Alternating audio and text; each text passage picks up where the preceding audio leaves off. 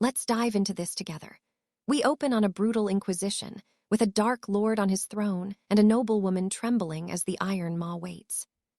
Guards stand watch as the Duke claims he is here in good faith to discuss peace. But you and I know that you should never judge a book by its cover in this kingdom.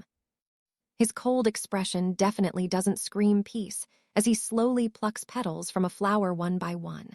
Is he planning to destroy the entire world? All I know is he's lounging on that throne like a king, while the entire city burns to ash right behind him as she kneels in. The woman looks absolutely paralyzed with fear. This guy is clearly not here for any kind of peaceful negotiation, and the common people. Horrified crowds watch from below, but Lady Catherine is even more stunned as she mentions 6 other cities are joining. This massive rebellion beside her own kingdom. Even a Shadow Lord would need ages to conquer them all by brute force, though she's a high noble of the empire with significant political leverage, meaning she could force them to surrender without spilling a single drop of blood. The Duke agrees she might pull that off, and she smiles as if she has actually convinced him until it. If she wasn't terrified before, she definitely is now. Trust me, you're going to want to see how she reacts as the beastmen close in. Catherine starts to spiral as she's seized, while the Duke calls her out for being a leader who only cares about her own survival and isn't protecting her people while trying to save her own skin. Sounds like a typical corrupt politician to me, he shouts. For every citizen to hear, and bends his back so far I thought he might snap. He tells the people that their leader is sacrificing the lives of every elder, family, and child for her own gain. Everyone is terrified except for a couple of kids who don't understand the gravity of the situation. He continues shouting that they can never trust these noble leaders because they're disloyal traitors, and their only hope is to follow his lead since he's the one fighting against this woman who only cares for herself. This was honestly one of the best political speeches I've ever heard. If I were there, I'd vote for the guy. Shadow Lord for king, brother. His speech was so epic that people actually started crying. He asked the crowd to join him in purging all this filth from the world. It gets so deep into their heads that they start shouting his name, Alistair. Let's. The noblewoman is handcuffed and taken to the Iron Maw. We all know what happens next in these stories, don't we? All I know is that everyone starts going feral while the beastman executioner holds the woman's head. It looks like a high-budget horror movie with special effects. Out of the 72 shadow lords who rule this world, the weakest of them all is also our main character, Alistair. But before we get there, we need to travel back in time. Back to when Alistair was still a total loser in the dumps. He wasn't always a king. In fact, he was just a regular human who absolutely despised his own father. Many people grow up without fathers, and this guy hates his constantly and wishes. He constantly wished the old man would just drop dead. And well, you and I know that sometimes wishes like that actually come true. The kid's father was a total criminal. You could tell by his greasy mustache and that incredibly shifty look in his eye. Besides being a crook, the guy was a massive womanizer who would flirt with literally anyone in the city to stay tight. He was the type where anything goes. He hit on literally everyone, from blondes to brunettes, and even kept secrets from other men and someone who really only cared about the gold. I almost identify with him, but it was his son who got screwed in this story, probably because of his father's mistakes. He didn't have many friends, but at least when the old man kicked the bucket, he left behind a massive inheritance. After packing up the estate, Alistair wondered if his dad knew he was going to die, but honestly, who even cares? It's already morning and the sun is starting to shine through the curtains. People are heading off to hell, or I mean their daily jobs, and our hero is just sitting there drinking his coffee and chilling. Now that his dad is gone, he's ready to live the ultimate slacker life with an inheritance of 500 million gold. While lying comfortably in his bed, he thinks that maybe his dad wasn't so bad after all. That's a son for you, wishing his father was dead and then celebrating the moment it happens. With that amount of gold, he could buy a mansion and women. Well, it is the capital, so maybe just a virtual doll. But he's not interested in any of those things, or so. He says, but look at that face of his. He's been eagerly waiting for something special to arrive at his door. Was it that virtual girlfriend? All I know is the guy moved so fast that the messenger didn't even finish his sentence. He didn't see a single thing, just a blur, and then he was gone. Alistair leaps onto his bed, dying of pure happiness. Trust me, you and I can both relate to a man who finally gets exactly what he wants after all that waiting.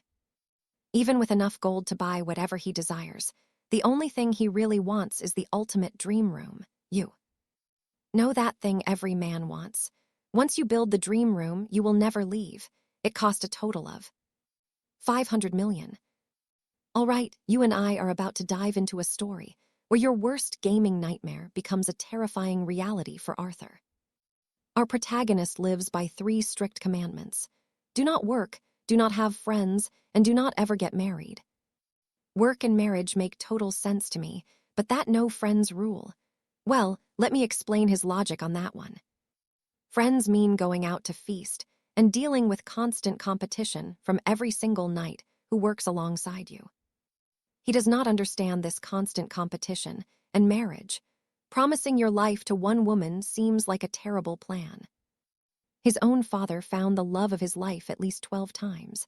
The guy was truly the last of the romantics.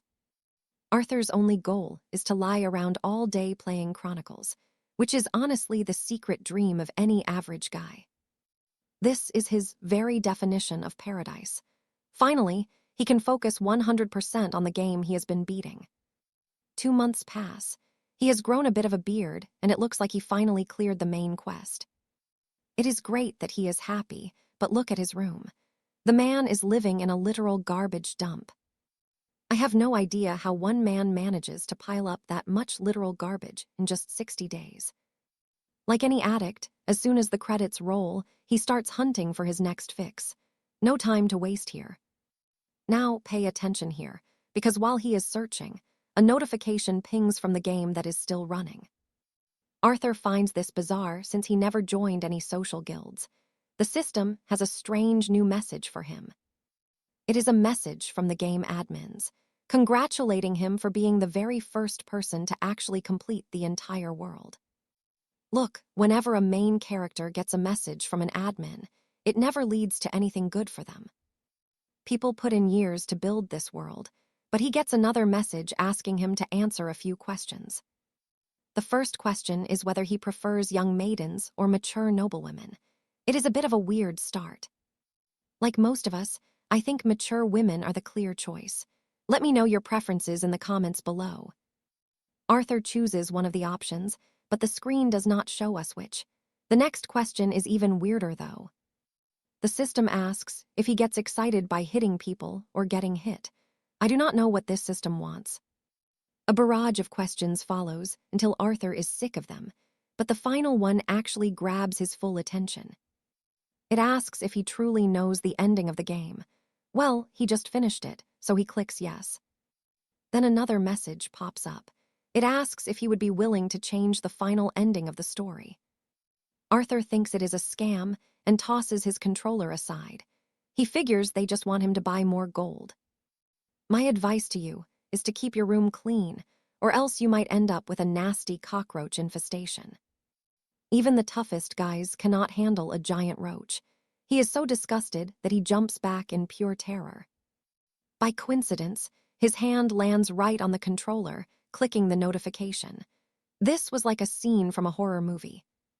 The television starts to glow with a blinding light, and he cannot even keep his eyes open for a second.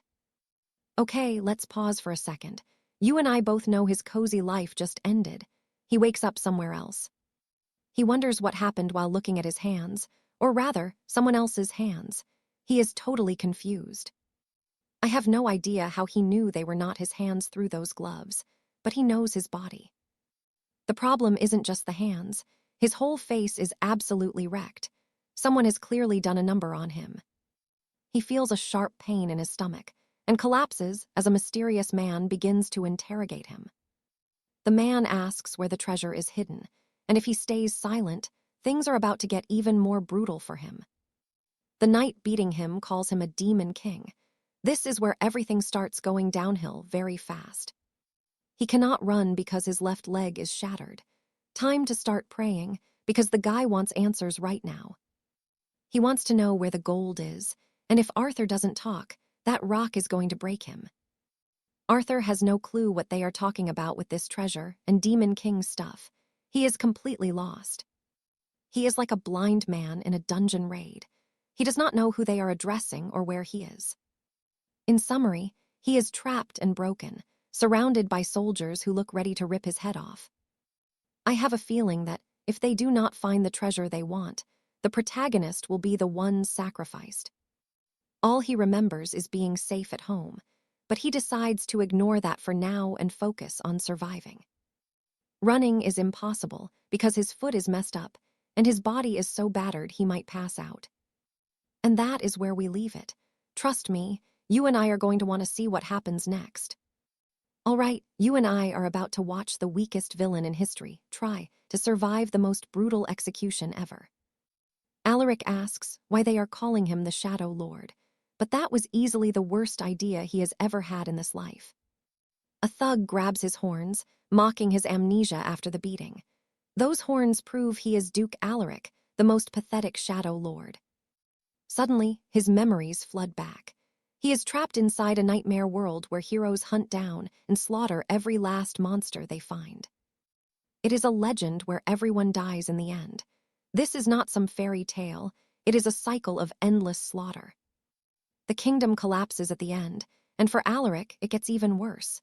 He is the weak link among the Shadow Lords. To put it simply, this guy usually dies during the tutorial. He is just the first boss the heroes ever kill easily. He realizes he has been reborn as the crappiest character in history. This entire reality is nothing but a total death sentence for him. You can see the pure terror on his face.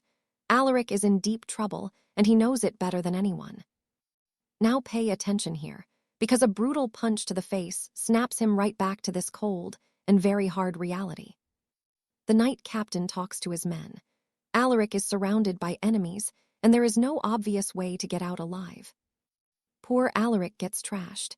He thought he would live a peaceful life after his father died, but now death is knocking on his door. As he slips away, he sees a man sitting at a table in the distance, a terrifying ghost from his dark past. It is his father, laughing at his misery. This vision brings back a memory of a time he was kidnapped by rivals. Back then, a rival family snatched him just to spite his cruel father. The young boy was just a sacrificial pawn. Even as a child, he did not care if he lived or died. His cold silence actually terrified the kidnappers who took him. At the hideout, he made an insane bet. The man pointed a flintlock at him, swearing the weapon was truly loaded. Alaric simply told the man to pull the trigger. If he died, his father lost an heir. If it was fake, he would just have to stay bored in that cabin. This kid seriously needed a doctor. But, as you probably guessed, the hammer of the gun just clicked loudly on an empty chamber. The kidnapper was so rattled he actually shook with fear. Imagine being a professional criminal and getting terrified of a little boy like that kid. The guy literally surrendered to the guards just to get away from him. That is how Alaric learned the truth. You and I both know the dark lesson he learned back then. Only the absolute strongest get to survive in this cruel world. I am not sure if the narrator wants him to be a hero, but right now, he is just bleeding out on the dirt. The mercenary captain demands to know where the treasure is, while grinding his heavy boot into Alaric's broken skull. Having died once already, Alaric decides to gamble everything. He has nothing left to lose but his miserable life. The captain loses all patience and orders the executioner to end it. No more questions and no more mercy for the boy. A giant steps forward, lifting a massive iron mace. He asks if they are really sure about this kill. If he dies, the gold is lost forever, but the captain says they will find it over his cold corpse. The brute raises the mace like a god of thunder. Just as the blow drops, Alaric screams for them to stop immediately. The giant stops that massive weapon right in midair. The raw strength is terrifying. Alaric has to use some clever tricks to survive now. The captain is thrilled that he is finally going to learn where the treasure is hidden. Greed is a powerful thing. Alaric stands up, battered but with a terrifying fire in his eyes. He is going to survive this hell. His ankle is shattered, but somehow he finds the strength to stand. He stares them down and prepares his biggest lie. He promises to reveal the location. The brute is happy he gave in. They plan to take the massive loot. Alaric says he will show them the way, but even he does not know if any treasure actually exists in that dark place. He cannot just point at a random wall, or they will gut him. He has to play a much deeper game. He kneels, acting totally defeated. He tells them the royal treasury is hidden deep inside the Shadow Lord's hidden inner sanctum. But there is a catch. The gold is sealed by ancient magic that only a true noble like him can unravel. The soldiers look extremely skeptical. For a split second, a sharp blade flashes toward his neck, ready to end this whole desperate charade. It was just a warning from the captain. He swears if this is a lie, Alaric will die slowly and painfully. Alaric looks him in the eye and agrees completely. Honestly, I have no clue how he plans to pull this off in the end. He is leading them to his own throne room. Even if he gets there, he is still just a weakling and a pathetic target. The thugs are blinded by greed. Alaric is just glad he bought himself a few more minutes of life. He survived the first trial, but the real war is just starting. For now, they cannot afford to kill him yet. So what do you and I take from this? He survived for now, but his nightmare has only just begun. Stick with me. You're about to see a weak lord try to outsmart a whole kingdom of brutal knights. Looking at his injured leg, the lead knight realizes Dante is just stalling and orders him to move forward. He has to pick up the pace immediately if he doesn't want to die right here in this cold, dark tunnel. Our hero knows his time is running out, so he must find a way to eliminate every single one of them. Curiously, the camera shows his foot is fine. Is this a mistake or some secret super regeneration ability? Even so, it's 10 knights against one weakling. He definitely cannot handle every one of them all at once. He scans the shadows, hoping for ancient monsters to appear since this castle used to be a massive demon stronghold. The blonde knight, Sir Lance, tells him to hurry up again.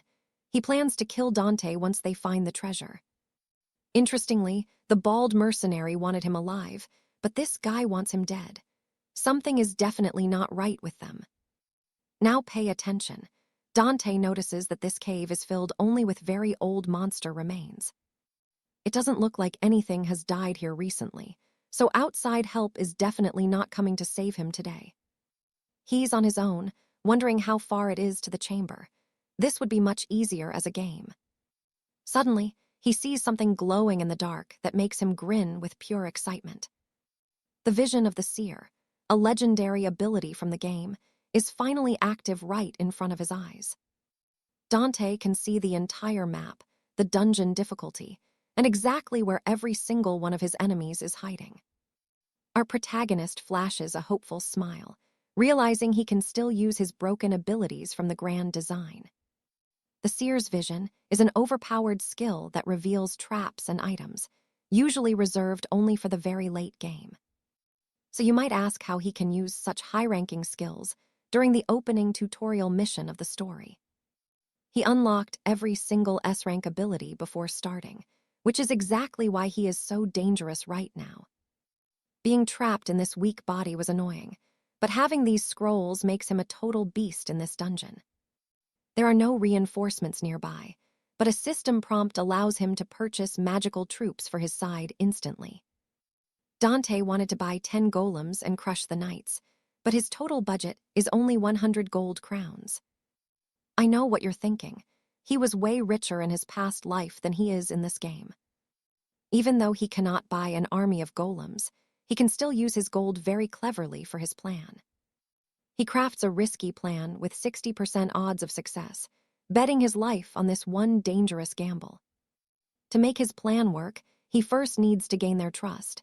He prepares to test their true power first.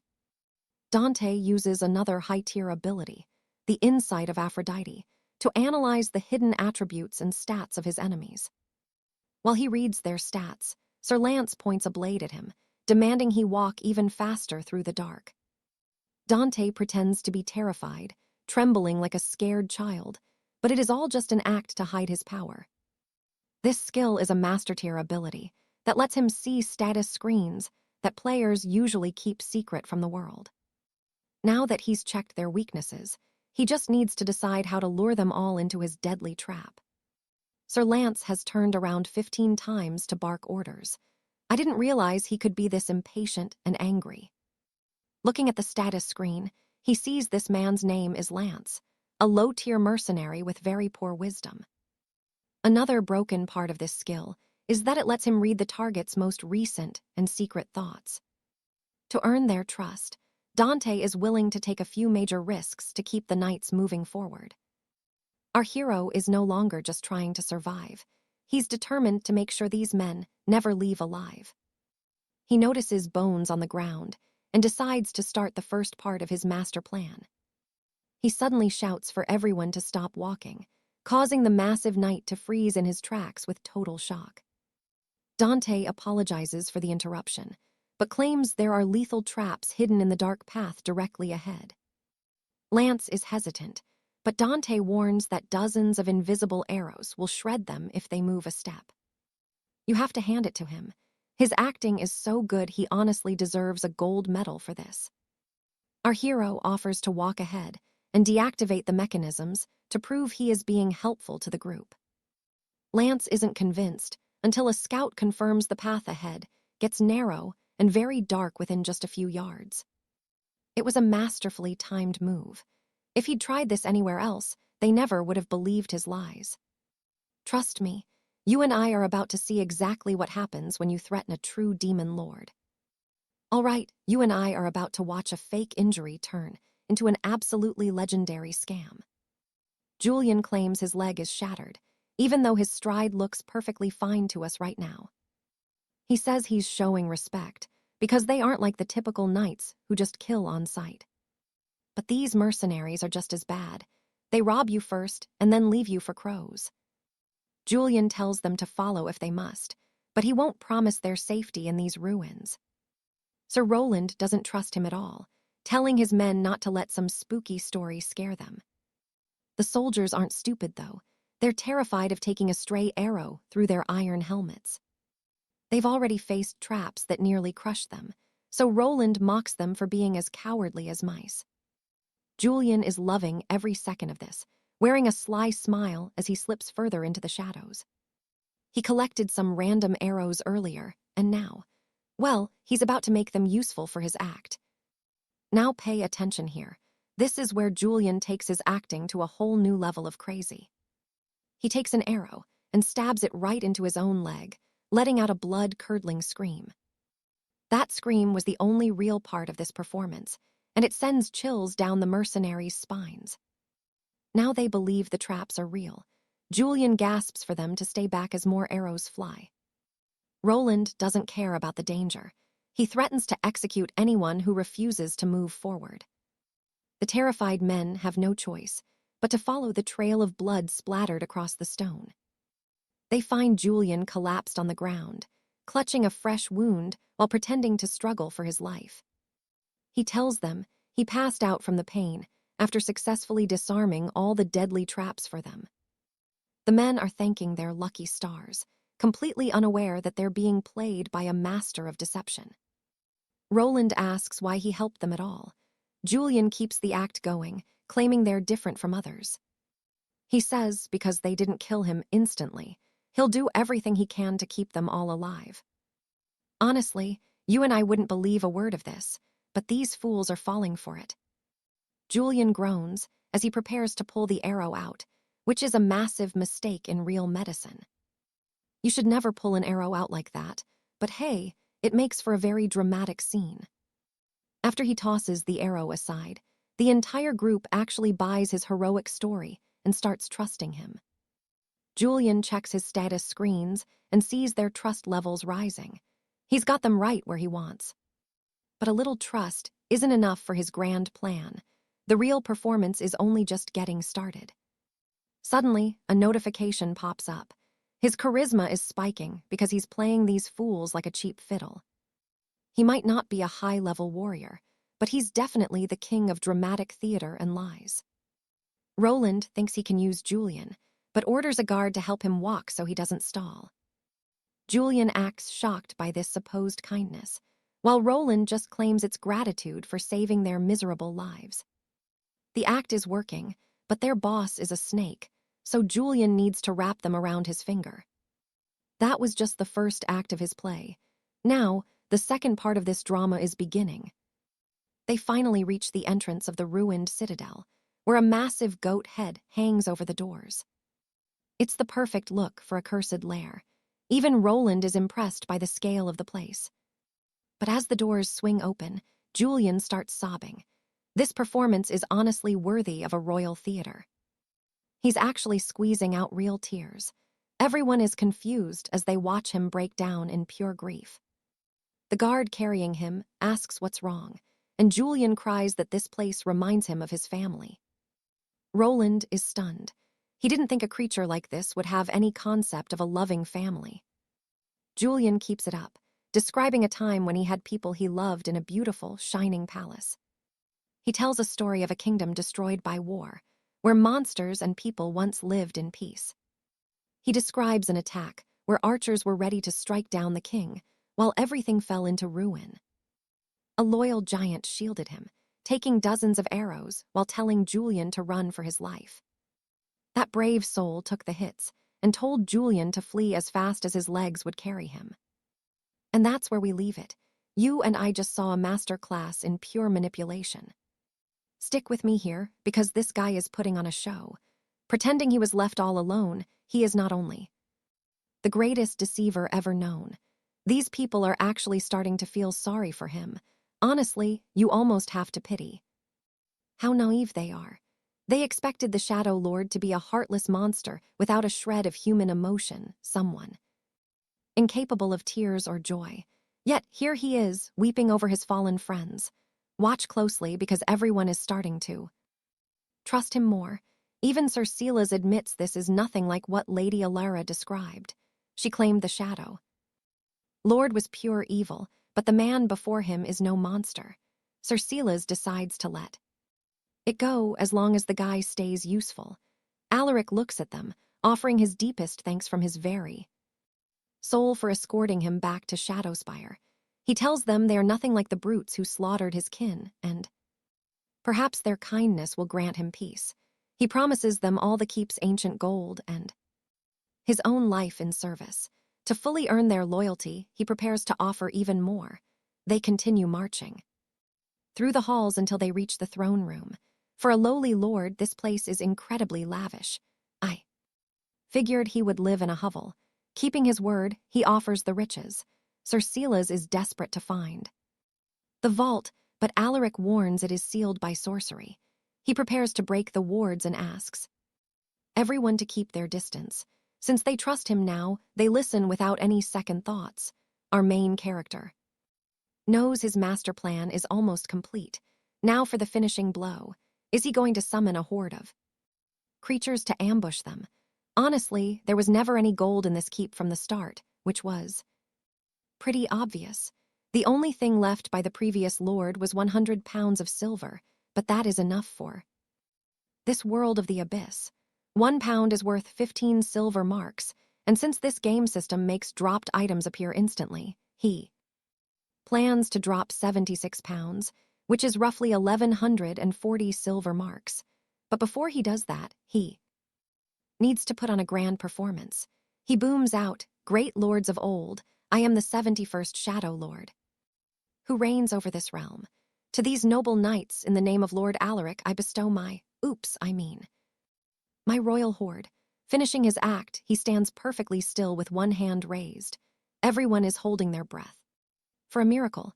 Suddenly, a mountain of silver falls from the sky. They think they are dreaming. It is literally raining wealth. They finally got what they came for. Everyone scrambles to gather the silver from the floor, while 𝑠'Ilas lets out the most hideous laugh you have ever heard. I seriously hope he has a sinister plan, because with a face like that, he is never getting a date. A prompt appears showing 𝑫𝒆𝒏𝒊𝒖𝒔's trust has spiked. He finally believes in 𝑎𝒚. He orders the men to gather the silver and split the loot fairly. Instead of killing the Lord, he wants to keep using him. Trust me, I know what you're thinking. He is still a massive jerk. 𝑎𝒚 asks for a moment to speak, and the greedy 𝑫𝒆𝒏 just asks if there is more gold to hand over. But this time, our hero is deadly serious. He claims to have sensed something troubling using his detection magic. He warns them that 30 hostile knights have just entered the keep. This news absolutely kills the mood. There are only 10 of them, so against 30 knights they are finished. Panic begins to spread. They just secured the gold, and now it might all vanish. 𝑫𝒆𝒏 demands to know if there is another way out, but 𝑎𝒚 says the only path is the way they entered. Seeing their terror, it is clear knights here are not friendly. They fear a total massacre if they are spotted. 𝑎𝒚 suggests that if they cannot hide from the knights, they will have to fight. 𝑫𝒆𝒏 is confused, knowing they cannot win against such a massive force. 𝑎𝒚 asks for the map, lying that his magic cannot pinpoint which path the invaders will choose. He explains there are 3 routes to the keep, and if he acts as bait, the enemy will use tracking spells to follow him. This allows the others to slip away through the main gates. For a second, 𝑫𝒆𝒏 thinks he is being noble, but then snaps back, wondering if 𝑎𝒚 is just trying to run away. Our hero plays his part perfectly, swearing he would never betray them and offers a secret deal. He whispers something into 𝑫𝒆𝒏's ear that gets him incredibly hyped. Is it more gold? Later, 𝑫𝒆𝒏 warns him not to tell the others while ordering his men to prepare. This was all exactly what our hero had planned. He knew 𝑫𝒆𝒏 would be suspicious, so he crafted this trap. A bit later, the group splits in 2, with 5 men following the Shadow Lord. One knight even says their leader is incredibly brave. We are about to see this get wilder. All right, stick with me. You and I are about to see how a master manipulator plays his cards. 𝑎𝒚 tells the knights to split into 2 squads to reach the exit, a move that leaves everyone confused. They think cutting their numbers is suicide against 30 mercenaries, but they have no idea it's a trap. He orders them to be silent. The crypt map shows 3 paths, and the invaders are moving very carefully. With 30 soldiers, they are basically a small battalion, making a direct confrontation an impossible win for 𝑎𝒚. With a sinister grin, he tells his men to bet everything on a slim chance of surviving this ordeal. Everyone is terrified by his tone, but he promises a 100% chance that someone will live. He claims his team will seize the gold, making the others think he is just a greedy bastard. They are right, he totally is, but he tells the second group they can take the Dark Duke for themselves. If they escape alive, they can hand the Duke over to the crown and collect a massive bounty. Beyond the reward for capturing a noble traitor, they might even be knighted as high-ranking royal heroes. 𝑎𝒚's men hesitate, so their captain roars, asking if they are bold lions or just pathetic little mice. He demands to know if they want to die like stray dogs and leave their poor families behind. I take it back, the real actor here isn't our hero. Pay attention to 𝑎𝒚, the man who played everyone. Back in the vault, 𝑎𝒚 is thrilled he tricked the group into following his selfish, twisted little scheme. Still thinking Cedric plans to run, the Duke convinces 𝑎𝒚 to send one of his men along. This way, 𝑎𝒚 can keep a close eye on the Duke to ensure he does not slip away. He needs a reason to keep the gold, giving him leverage if the Duke's intel is actually true. If his men and Cedric are sacrificed, 𝑎𝒚 keeps all the treasure. If it's a lie, he kills them anyway. The sociopath 𝑎𝒚, who only cares about himself, agrees to the plan as long as he stays rich. For our main character, Arthur, this was like being handed total victory on a polished silver platter. Their forces are split in half, so he begins his hunt to execute every last mercenary in the crypt. A massive tremor shakes the stone walls. They assume the invaders are getting close to their current position. Suddenly, the floor glows with a magic circle, creating a wind so violent it snuffs out every torch. One knight who trusted the Dark Duke asks what is happening, but trusting that liar was his end. Arthur covers the man's mouth and tells him to stay quiet if he wants to avoid more agony. He draws his blade, saying he is finally repaying his debt, and kills the first man in silence. The others are staring at the magic circle, completely unaware their comrade was just butchered beside them. A massive stone golem emerges from the light, a titan that leaves the remaining knights frozen in fear. It slams the ceiling, causing a collapse that crushes several men under tons of heavy falling rock. One guy tries to save his friend, but the golem is so strong it shatters his steel sword. The beast wipes them out, leaving only a lone, terrified survivor shaking in his boots in the darkness. Let that sink in for a second. Arthur just impaled him through the heart without even blinking. The moral of the story is simple. Cursed is the man who puts his faith in a demon. To answer your question of why he did it, it is clear. He is the Dark Duke of this realm. My theory is Arthur is embracing his role so much that he is actually becoming a true monster. Meanwhile, Alaric hears the earthquake and assumes the battle against the royal intruders has finally kicked off. He starts believing the Duke's lies even more, feeling nothing but joy that his own men are dying. However, his smug happiness vanishes when he sees the Dark Duke standing right in front of him. Alaric is in total shock, wondering how he got there, but Arthur just stares back, cold and calculating. Alaric realizes there were no intruders and demands to know where the rest of his loyal squad is. He still wants to believe the Duke, but Arthur draws a blood-stained blade and admits the truth. He tells Alaric he killed every single one of them, and his acting makes it look effortless. Alaric starts fuming, thinking this is a joke, but the only joke was how easily he was played.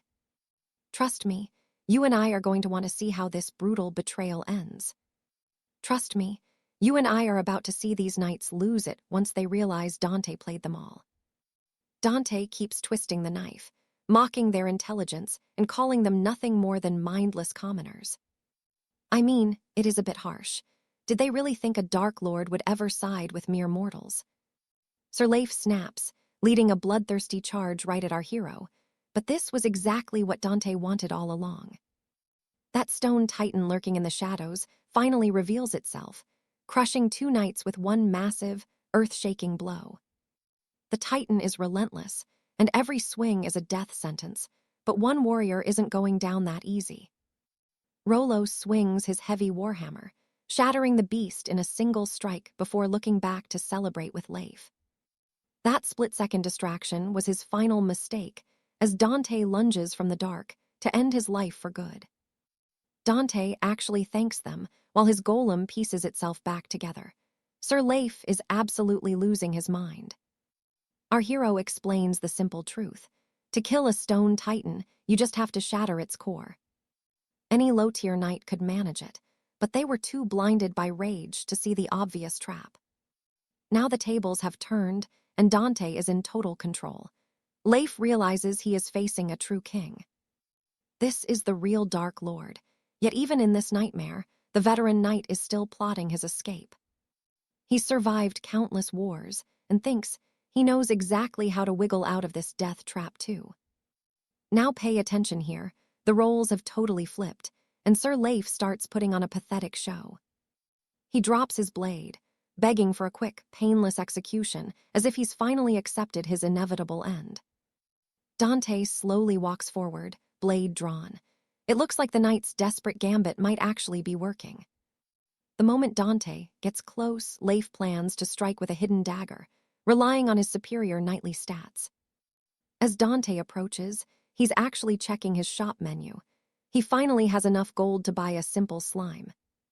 Leif is ready to pounce, but suddenly our hero stops out of reach. Leif is confused, but he's about to find out exactly why his plan just failed. With his special ability, Dante can read the knight like an open book. He saw the betrayal coming.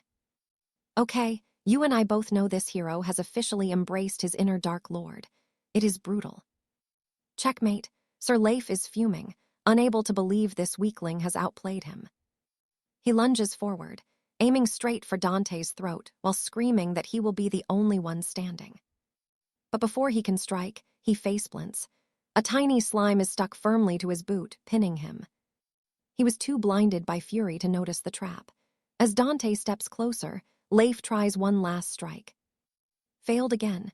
The golem catches his arm and snaps it. Honestly, I am starting to feel bad for him.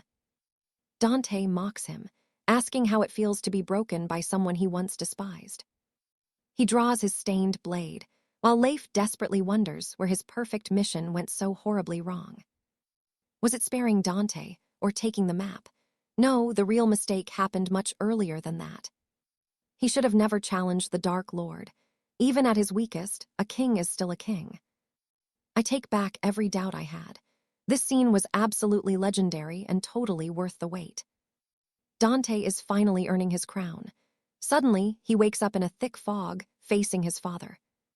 The old man tells him to prepare, but our hero can't stand the sight of his face anymore. Escaping hell was one thing, but seeing this man again is a whole new kind of torture. His father claims he'll fail alone, but Dante tells him to shut up and sweeps the fog away. A voice calls out to him. He wakes up to find a stunning pink-haired woman looking down. Being a Dark Lord has perks. I wouldn't mind waking up to that view. Dante is lost. A stranger is just making herself at home here. Actually, I take that back. You definitely don't want to wake up to what she has to say. She drops a contract for 100 gold coins on him, and the interest is pure insanity. 100 coins turned into 1996 in just 2 months. That is the ultimate scam. Dante has no idea who she even is. To understand this, we have to go back 3 weeks. He had possessed this body, and trust me, you and I are about to see his life get complicated. All right, you and I are about to see what happens when the weakest lord finally clears the tutorial. His leadership and status have improved, letting him choose an S-rank skill as his reward for surviving the ordeal. However, he can no longer use his old powers, and he's stuck with just one skill at level 1. It's clear he won't be returning home, so he'll have to fully commit to being the new Dark Duke. He chooses the Apostle of Aphrodite skill, since knowing his enemy's thoughts is vital for a game of deceit. After making his choice, our hero finally collapses from exhaustion, resting on the mechanical palm of his massive golem. He drifts off to sleep right there on the stone hand, proving that even a powerful lord needs rest. Waking up the next day in a proper bed, he looks around and finds himself in a total pigsty. This must be Lord Alaric's room. His servants probably carried him here after he passed out in the courtyard. He desperately hoped this was all a dream, but the cold reality of this fantasy world hit him immediately. Now pay attention, because Alaric realizes his survival depends on changing the very fabric of this cruel world. A new disaster soon arrives in the form of a girl with a gaze as freezing as the Arctic. Her name is Lady Alina, but we'll call her 𝑗. She's here to collect a debt he didn't incur. Alaric tries to convince her he's not the man who borrowed the money, but she has the receipts ready. She shows him a contract signed 2 months ago at the Merchants Guild, leaving our hero with no more excuses. They argue for an entire week, but she won't budge. First it was bandits, now it's a debt collector. Being a lord isn't easy, especially with a monthly interest rate of 40%. This contract is absolute robbery. He wonders how the previous owner could be so stupid, but then realizes the lenders are the real lunatics. Lending to Alaric is like giving gold to a friend you know will never pay you back a single coin. He asks 𝑗 some questions, and surprisingly, she agrees. His first concern is what happens if he fails to pay. Well, as you'd expect, failing to pay a debt collector usually leads to you becoming a very distant memory. They won't kill him, though. They'll just seize his castle and force him into a life of manual labor. He hopes his other hidden treasures aren't part of the deal. His last question is simply about the current date. 𝑗 is confused until Alaric releases his dark aura, scaring even this cold-hearted girl into showing some proper respect. She quickly kneels and apologizes, stating that today is April 17th, in the year 505. He's 6 days late on his payment, and the interest is going to bury him if he doesn't act fast. Instead of worrying, the Duke proposes a new deal. He wants to borrow another 10,000 gold sovereigns now. Let's pause here. This guy has my respect for going into even more debt while facing total ruin. If you're going bankrupt, you might as well take the bank down with you and cause a financial crisis. By April 20th, we're at the Merchant Guild, where a goblin clerk is sprinting because he's late for delivery. He's carrying urgent papers for Prince Arthur that must be delivered before 8 p.m., or there will be hell. This guy is multitasking like crazy while running. The life of a working-class goblin in this kingdom is rough. At the conference table, several figures wait. They remind the clerk that for a merchant, time is literally money. An old man with facial markings begins the meeting.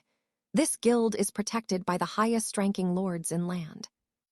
This is the premier merchant company, and it's led by Archduke Valerius, one of the 3 ancient high vampires.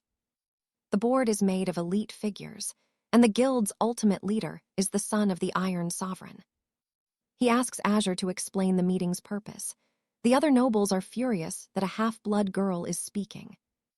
Apparently, the high-ranking lords see mixed-blood individuals as a curse on their prestigious and pure royal bloodlines. Then, a man with a commanding voice tells everyone to be quiet, and the room goes silent instantly. Azure continues, explaining the shocking news that the 71st Duke Alaric has requested another massive loan. The members think it's a joke. They can't believe they were called for something so incredibly trivial and small. But Valerius tells her to go on. The requested amount is 10,000 gold, enough to buy a kingdom. The clerk finds it absurd, asking if the Duke actually requested that fortune. Even Azure was shocked initially. However, Alaric confirms he really wants the 10,000. She wonders why a man already in debt wants more. You and I both know this is insane, but that's exactly why we're going to keep watching his plan. Stick with me. We are about to see a man try to borrow his way out of massive debt. She can't wrap her head around it. Borrowing more just to pay back the old loan, that is just deeper trouble. It is a never-ending cycle of debt. Our main character asks her why she even gave a known loser any money in the first place. She tries to dodge the question, but he is not letting her off the hook for trusting someone so notoriously unreliable. He knows exactly what she was thinking. She expected him to fail so she could seize everything he owns in the end. Her real plan was to bankrupt him and turn a powerful lord into a common corporate slave for her own profit. But the main character is 10 steps ahead. Blue keeps a stone-cold face, denying every single word of his theory. He pushes further, asking if she was sent by the company to spy on him, but she claims it was personal. He just laughs. It seems he enjoys dealing with a talented liar. Now, back to the massive pile of gold. Lending that gold means he is a servant forever. 10,000 pounds for a soul. That is a bargain. If she turns a demon lord into a corporate lapdog, her promotion to the top is basically guaranteed right now. He grabs her chin, staring deep into her eyes, asking if she is ready for this dangerous game. He definitely knows how to handle a lady, but she is not falling for his smooth charms just yet, pulling away quickly. She agrees to the plan, but the goblin is skeptical. There has to be a hidden trick behind this request. Borrowing 10,000 pounds when he can't even pay back 100. It is madness. Avar demands she explain exactly what is going on. Now watch closely, because here is where he decides the best defense is to act like a total lunatic. He starts ranting about a plague that will end the world, claiming he will create the cure for a loved one. The crowd is stunned. Who could this mysterious lover be? She plays along, pointing the finger at herself right away. She claims to be the Lord's lover, and the demons start hurling insults. They can't believe a low ranker seduced him. She doubles down on the lie, insisting she got close to him and stole his heart to control his power. Other demons call her trash, wondering how a commoner dared to dream of being with a lord. The tension is rising. Even a weak lord gets respect here, but she insists her only goal was to turn him into a corporate puppet. Ivor erupts into laughter, absolutely loving the drama. This succubus hybrid really went all out for her company promotion. She supposedly gave up her virtue just to cage a lord. To the onlookers, it is a masterclass in ruthless manipulation. It is pure cinema. They think she is the puppet master, but our main character is pulling every single string. The vampire laughs. Normally, he would never fund someone useless, but this situation is too entertaining to pass up. He makes an exception and tells Blue to return to the castle. The £10,000 loan is officially approved. Phase 1 of the master plan is a success. He has the £10,000. Now, let the real games begin. Phase 1 of the master plan is a success. May 3rd arrives, and Blue is busy meeting with various local merchants. The merchant is baffled. Spending £8,000 to hire pickers for common weeds. It sounds like a total scam. You and I both know this looks crazy. Why buy ordinary herbs with a fortune? He is definitely cooking something. She tells him to shut up and follow orders. These are commands from the Lord himself, and time is running out. As she walks through the city, her beauty stops traffic. But the rumors about her being a lord's lover are everywhere. People think the lord has lost his mind, throwing away a fortune on a woman and a pile of useless plants. July 20th, Blue returns to Dante with news. She has successfully secured every herb on the continent, just as he asked. Warehouses are overflowing with the harvest. Honestly, even she is starting to wonder why she is following such insane orders. She demands to know the truth. He predicted a plague and spent 80% of their gold on literal weeds. In her eyes, he has completely snapped. But Dante just stays cool, leaning back like everything is going exactly to plan. He tells her she will see soon enough. First, he wants to celebrate her hard work with a royal toast. She hesitates, but he manipulates her by saying he did all of this just for her. The guy is a psycho. That drink has to be spiked. Regardless, she takes the glass and they toast to her bright, albeit very chaotic, future. She drains the cup, making what might be the worst mistake of her life. The look on his face is actually truly terrifying. She gags, asking what kind of trash he just made her drink. He just laughs like a complete and utter psychopath. He reveals the drink was made from those expensive herbs. This protagonist lives for making everyone else suffer. What do you and I make of this? Dante claims that in his head, this all makes perfect sense. Lord Dante asks for the date again. He writes something down and tells Lady Beatrice that from today on, she shouldn't come to the castle. He gives her a new location instead. She's confused by the cryptic order, but he stays mysterious. He says she'll understand once she arrives. Since her life is on the line, he tells her to just relax and explore. All right, you and I are about to see where this dark prophecy truly begins in Silverstone.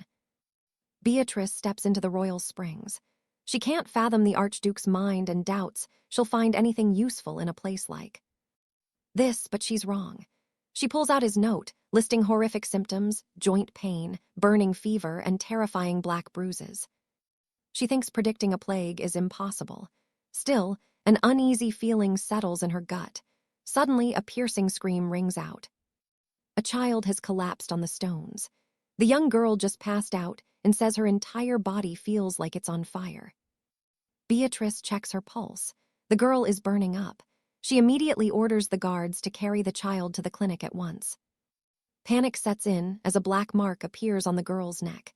Every single symptom Dante described is showing up right now. People start dropping like flies all around her. She realizes with horror that everything the Archduke said so far is the truth.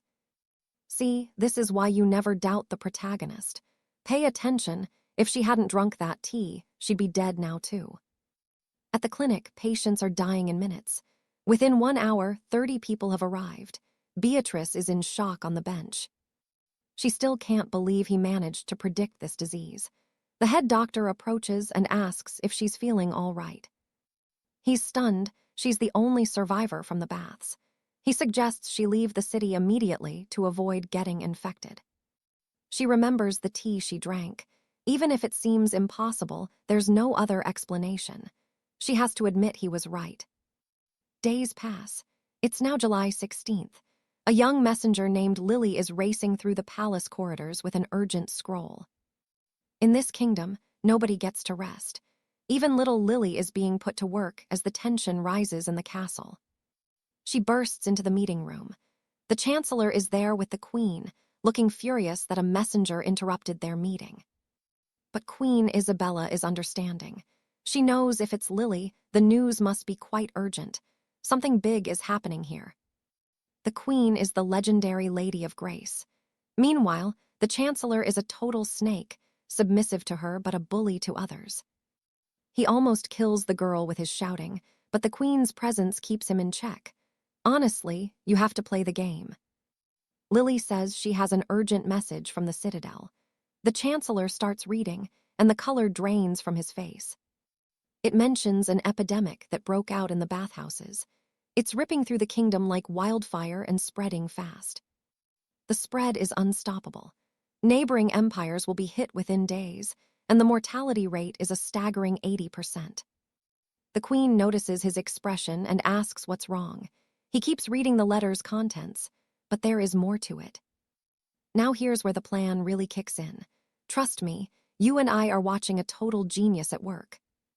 Lord Dante has somehow created a miracle cure, but his subordinate Beatrice has already bought every herb on the continent. He's monopolized the entire supply on Dante's orders. Nobody even knew the Archduke had any followers or power at all. The queen asks to read the letter herself. Her reaction isn't what you'd expect. She isn't angry at Dante. She just finds the entire situation interesting. Back at his manor, Dante is watching the dark sky. A storm is coming. A massive tempest is approaching the valley, and Beatrice is also nearing the gates. Dante notes that she returned faster than expected. He asks if she managed to relax and spread her wings a bit.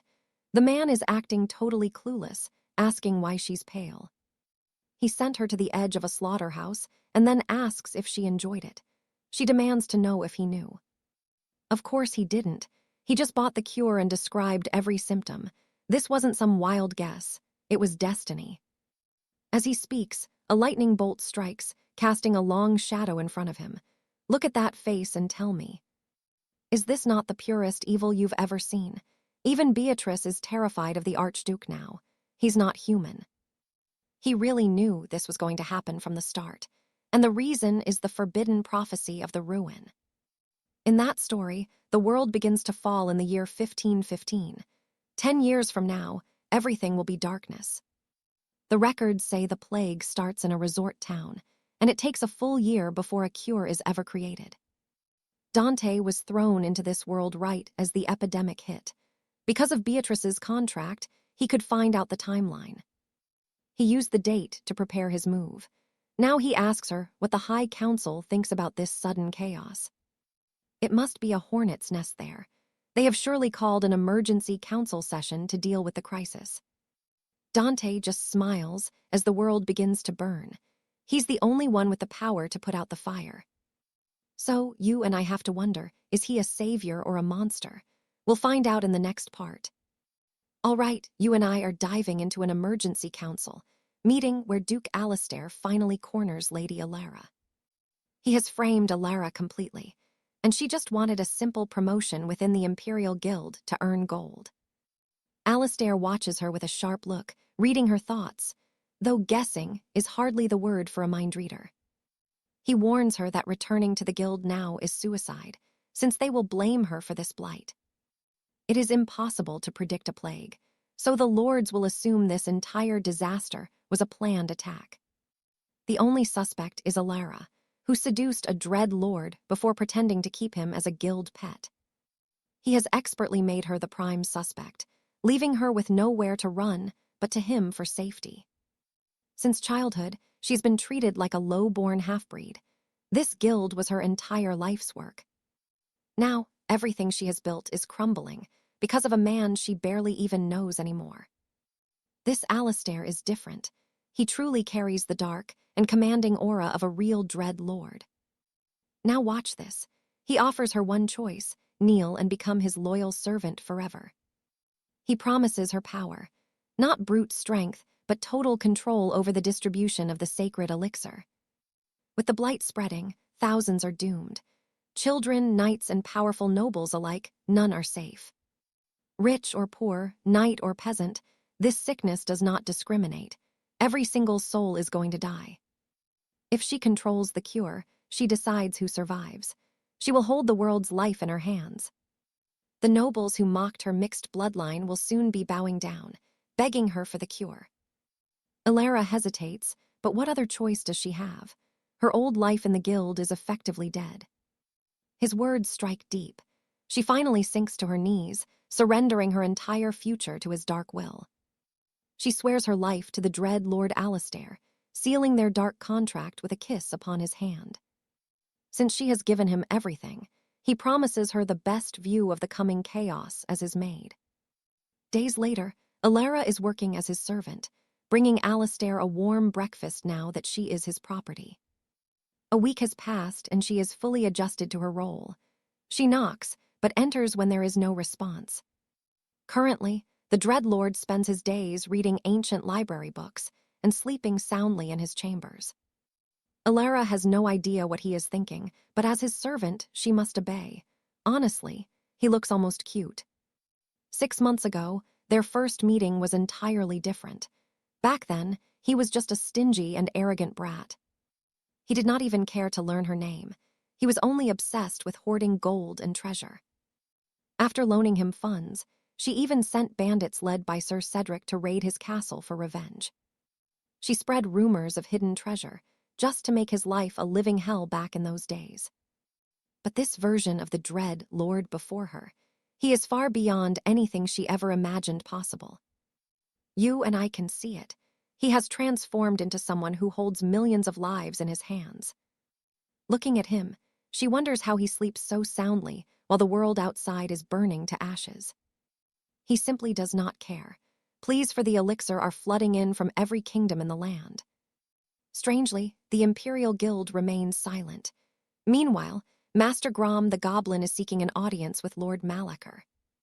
Grom nervously enters the room where the vampire Malachar sits in the shadows, looking more haggard than ever. The vampire's face is pale under the flickering candlelight as he demands a full status report on the virus. Grom admits the situation is dire. The sickness is spreading faster than their mages can track or contain. Their analysis shows 30% of the population will be wiped out by this plague within a few months. Grom is horrified, but Malachar gives him a chilling look. He never jokes about the reality of death. Starting today, the great lords are cutting all ties. Grom is furious and slams his fist on the table. He blames the mutt 𝑨𝒓𝒎𝒚, assuming she planned this betrayal to destroy the merchant guild from the inside. She was at the source and hoarded the medicinal herbs. It is too perfect to be a simple coincidence. Predicting a plague is impossible, even for the gods. This was clearly an intentional act of war. Now a theory emerges. He knew it was coming, but Alistair did not actually create this blight. Could there be a hidden villain in the shadows who truly unleashed this dark sickness upon the world? Stick with me. You and I are about to find out who the real mastermind is behind this dark plot. All right, let's dive into a world where a plague is tearing through the kingdom, and Beatrice definitely lacks the brains to start it. Duke Damien is also just a fool, so they're likely pawns for someone far more dangerous. The goblin servant asks who'd even be capable of crafting such a lethal curse, and Lord Ivor has one specific name in mind. Someone who could spread death. Effortlessly if he chose. The continent's deadliest necromancer, known as the Undying King, he's the master of every plague and dark art. The 8th High Lord, Barnaby. The goblin can't believe High Lord Barnaby would actually do this, but it fits. He has the knowledge and a burning hatred for all mankind. He's waged countless wars before, and with this sickness, humanity could be wiped out for good. Ivor says that's just how demons operate.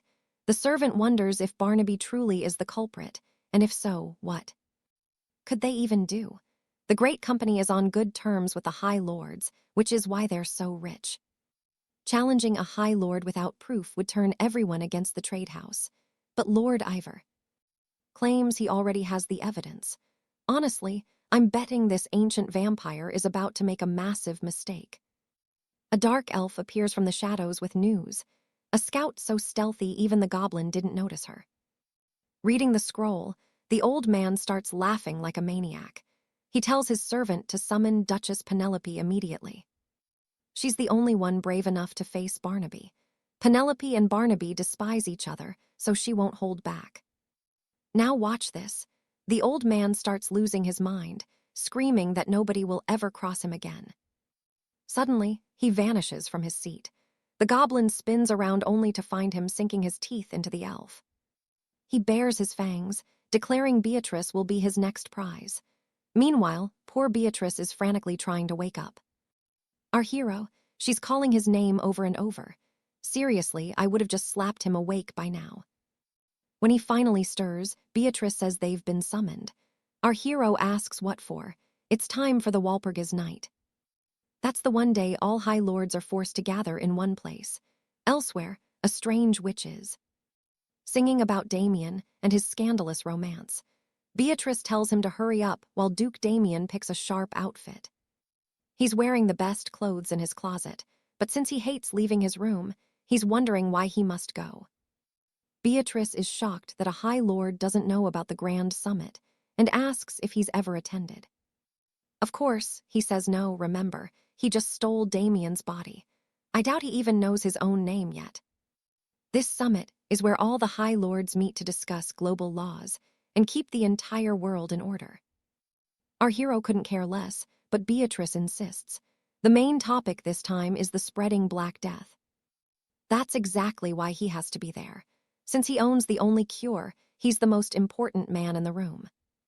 If he skips it, they'll use his absence as an excuse to invade his lands. That would be a total disaster. As long as it stays a debate, he can win. If things get violent, he'll just use Beatrice's power. That's why he invested so much gold into her. He asks how they'll travel, since the roads are too dangerous. But Beatrice, the world's best assistant, has a plan. She checks her watch and tells him to wait for it. Pay attention here. Music starts drifting through the air, and that same singing witch from earlier finally arrives. Our hero is stunned because she looks like a 12-year-old girl. But she's not alone. There are 5 of them. They're the Sisters of the Woods. Our hero just stares, asking Beatrice if it's safe to travel with literal children.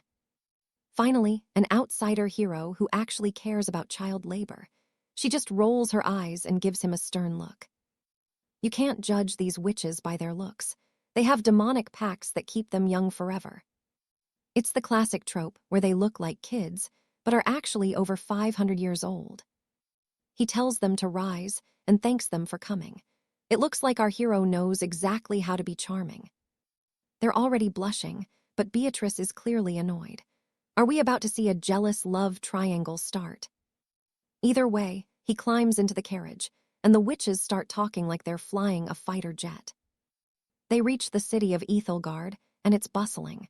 Our hero thanks the sisters and invites them to a feast. Beatrice looks pretty jealous, but Damien thinks she's just worried about the great company making a move. He laughs it off, saying nobody is crazy enough to attack a high lord. At the local tavern, everyone's partying.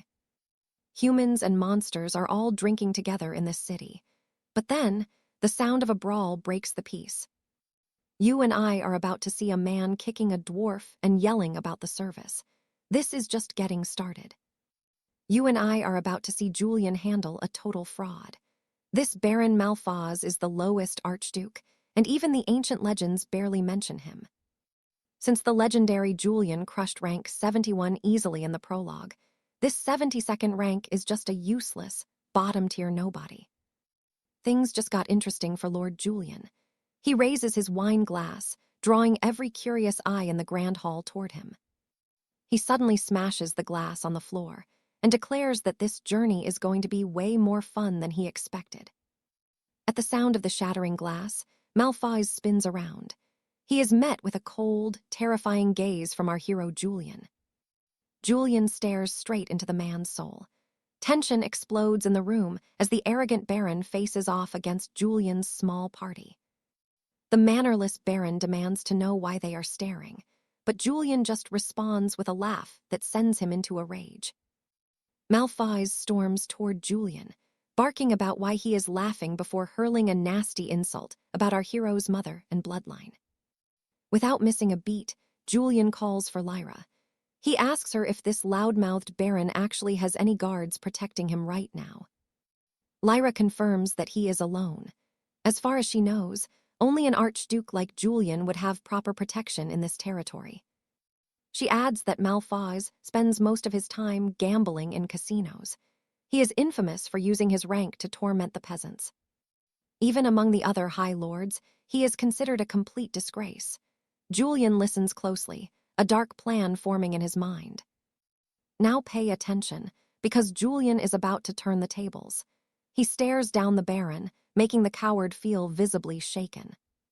𝒔 mocks Julian's simple clothes, but then he notices the distinct shape of his horns. He starts to realize something is wrong. He realizes the woman behind Julian must be a half-breed succubus. He finally understands that the man before him is a fellow archduke. Lyra quickly whispers to Julian, begging him not to be reckless. Conflicts between high lords always lead to massive political problems. Julian asks about the ancient common law. Lyra confirms it exists because archdukes are the highest-ranking beings with world-shattering power. Since there are 72 of them, they use these common laws to maintain order instead of standard kingdom rules to avoid war. As Julian likely already knew, these laws strictly forbid high lords from fighting each other directly to prevent destroying the land. If Julian starts a childish brawl now, he will definitely be punished by the council. He thinks for a moment about his next move. He says he understands the rules, then walks straight up to 𝒔. He confronts the man head-on with a truly demonic expression. The enemy baron demands to know who the hell he is. Julian doesn't bother answering, saying his identity doesn't matter to trash. Julian says seeing the baron bully the weak makes him sick. He tells the man to get out of his sight immediately. 𝒔 snarls, threatening the hero and asking if he's ready to die right here. Julian isn't intimidated and dares him to try. After that blatant provocation, the baron loses his mind and prepares to strike. Lyra tries to jump in to stop the fight. But she stops when she sees Julian's signal to stay back. This was exactly what he wanted to happen from the start. Our hero just needs to take one punch to win this game. The baron's fist flies forward, stopping just inches from Julian's face. 𝒔 pulled back at the last second. He recognized Julian as a fellow lord, surprising Julian who thought he was a fool. You and I both know Julian almost had him. He realized he is not dealing with a complete idiot after all. Laughing, the baron claps a hand on Julian's shoulder. The blue-haired noble comments that he almost broke the sacred common law. He keeps laughing, reminding Julian that attacking another lord is forbidden. He calls our hero a clever bastard for trying that. The baron realized Julian was deliberately trying to get hit to trigger a punishment. He mocks Julian for failing his little trick. 𝒔 laughs a little more, taking the chance to insult his colleague. This whole situation leaves Julian feeling pretty frustrated. The baron says he must leave now, but his eyes suddenly fix on Lyra. He recognizes her as the one with Julian. He calls her a dirty street rat who seduced a lord. In his eyes, she is just lower-class trash with pretty features. He says she reeks of the rotten smell of commoners. Finally, 𝒔 asks how she managed to make Julian fall for her. He reaches out to touch her, saying he's curious enough to try her out himself. The atmosphere turns incredibly dark and invasive. Lyra tells 𝒔 to stop what he is doing.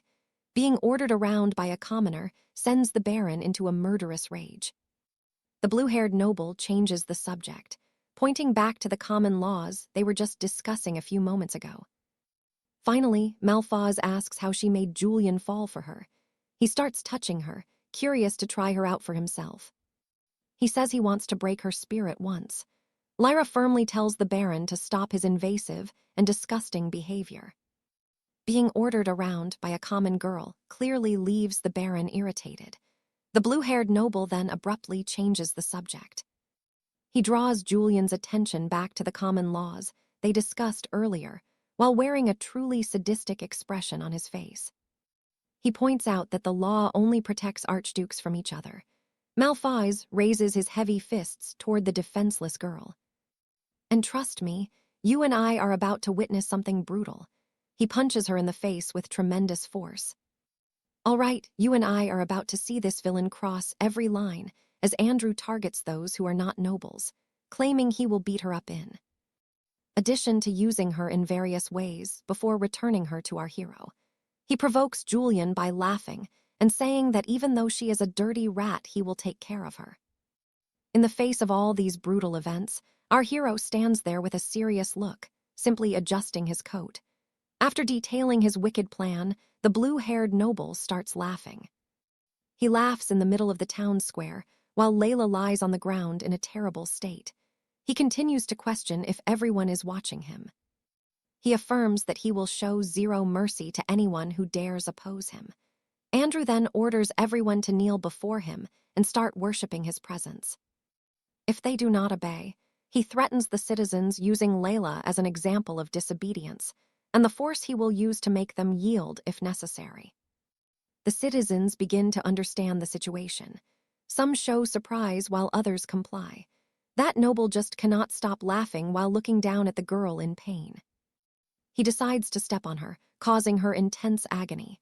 He delights in the feeling, saying it is great, but our hero remains cool and distant throughout it. Trying to provoke the protagonist again, Andrew questions how he feels since his colleague is being beaten right in front of him, without him being able to do anything. He asks for everyone's attention now. Lord Andrew is in a state of extreme excitement, commanding the crowd to scream his name out loud to the world. He believes he is at the top of the world. He is the overlord, but an expression of anger takes over because he notices that Julian is actually laughing. He demands to know what is so funny. Julian says it was nothing, but Andrew has been speaking so arrogantly until now, and the hero wonders who will follow. Pay attention now. This is the moment where the power trip goes way too far as he claims his title. In a frenzy, the blue-haired noble asks if the protagonist is some kind of sore loser. If they do not follow him, he will dominate them. He will use force, just like he did to that dirty half-breed. In an ironic provocation, Julian asks if there was anyone in this world dominated by him. This deeply irritated Andrew, but something surprised him even more. Behind him, the woman slowly rises, wiping her face with her hand. Andrew calls our hero cursed and warns him to stay quiet because he is angrier than ever. Layla does not stop staring at the Lord who disrespected authority. He strikes the girl across the face again for daring to challenge him. But before his eyes, the unexpected happens as Layla does not yield to his attacks. She stands resilient while staring at him once again. As he raises his fists, Andrew tells the girl not to be so arrogant in his presence. He screams that an insect like her should kneel.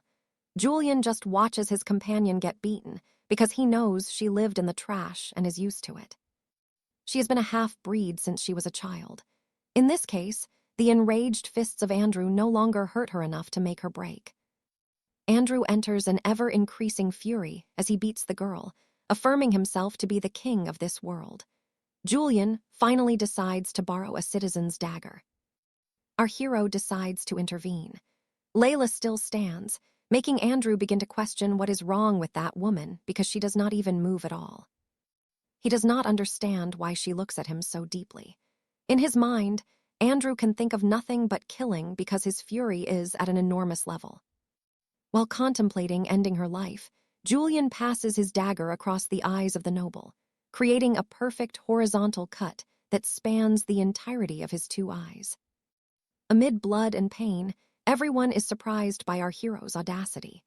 Julian is visibly satisfied with this, and Andrew falls to the ground, kneeling and clutching his face. With an air of sarcasm, our hero says he no longer needs those eyes, since he cannot clearly see the strength of the person he is picking a fight with. Layla intervenes, questioning her master about what he did and if he realizes the significance of it. But he just approaches her, grabbing her by the waist and hugging her. He thanks her for everything.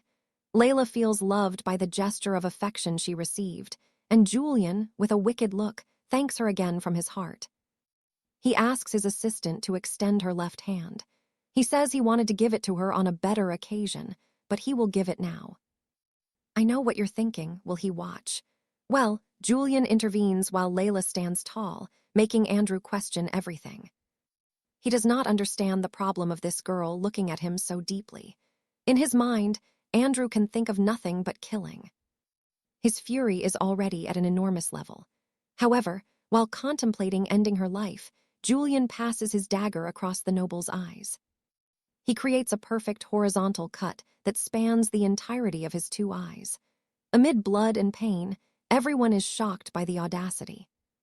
Julian is visibly satisfied with this, and Andrew falls to the ground. He is kneeling while clutching his eyes in total agony and shock. With an air of sarcasm, our hero says he no longer needs his eyes, since he cannot clearly see the strength of his opponent. Layla intervenes, questioning her master about what he did and if he realizes the significance of it, but he just approaches her now. He grabs her by the waist, hugging her and thanking her for everything. Layla feels loved by the sudden gesture of affection she received. Julian, with a wicked look, thanks her again. He says it is from the bottom of his heart before asking for her left hand.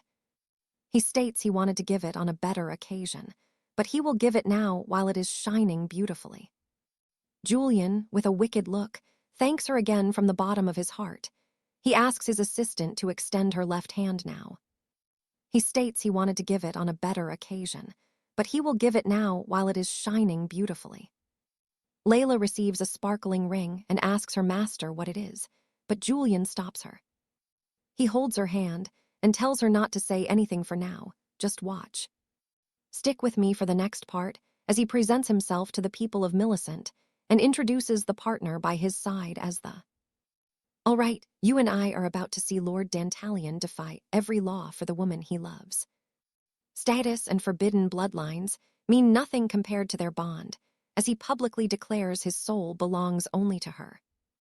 He has no personal grudge against Lord Andromalius, but hurting his lady was a fatal mistake, so he turns to the crowd. He asks every commoner watching if such cruelty should be ignored, and then answers with a chilling no that echoes loudly. Even as an archduke, his declaration rings through the central square, reaching every ear in the kingdom, as everyone stares in shock. They cannot believe an elite noble is actually breaking the high laws of the land just to rescue his lady love. Now pay attention, because Dantalion tells his dear Lila to step back, while things get truly dangerous and exciting. Addressing the masses, he calls out their blind loyalty to a corrupt lord and asks why they submit to such a man. The citizens start whispering and nodding as the fire of revolt begins to spread through the heart of the city square. He shouts that if justice is real in this world, then this tyrant must finally face the heavy judgment he deserves. Clutching his bleeding face, Lord Andromalius snarls at our hero to be silent while he seethes with pure, unbridled hatred. He laughs at the idea of a trial, saying, "They are nearly equal in rank, and Dantalion is just a fool." He claims the hero broke the law by attacking a peer and mocks him while blood stains the stone floor. The blue-haired lord insists that the hero will be the one facing the gallows for this treasonous act of violence. Raising his hands, he commands the knights to punish Dantalion for breaking the royal code and threatens anyone who dares disobey. He vows to slaughter every commoner in the square if they don't submit, fueled by his own arrogance and desperate pride. He calls the hero a worthless fool with no right to judge him, but Dantalion just keeps walking forward, laughing softly. Our hero tells the arrogant lord that he has misunderstood the situation entirely, as a dark grin spreads across his face. Confused and panicked, Andromalius stammers, while Dantalion raises his voice again to demand the full attention of every single person. He proclaims that, in the name of the High Lords, he will now bring Lord Andromalius to his knees for judgment. Here is the twist you and I were waiting for. He hands the final verdict to the people themselves. While the crowd watches in total silence, he explains that lords only exist and thrive because of the hardworking common people. But this man was simply born into his title, never understanding the weight of true power or his duty to protect. Instead of ruling, he spent his days drinking in taverns and throwing away the kingdom gold in gambling dens across the land. He even dared to attack the defenseless. So what kind of leader is that really, he asks the growing angry mob. Our hero declares that the world belongs to the citizens, not to tyrants who treat the weak like mere dirt beneath them. The crowd rallies behind him as he asks if such a stain on their nation truly deserves the gift of life. He tells them to rise up as the true heroes of the capital and decide the fate of their oppressor right now. Tensions explode as 𝑣𝒓𝒎𝒚 screams for silence and tries to order the citizens to bow down to him one last time. He throws a desperate tantrum, cursing the crowd and demanding they serve his selfish desires like they used to do. 𝑑antalion mocks his panic, asking why he is humiliating himself so badly, since the reason for his fear is so obvious.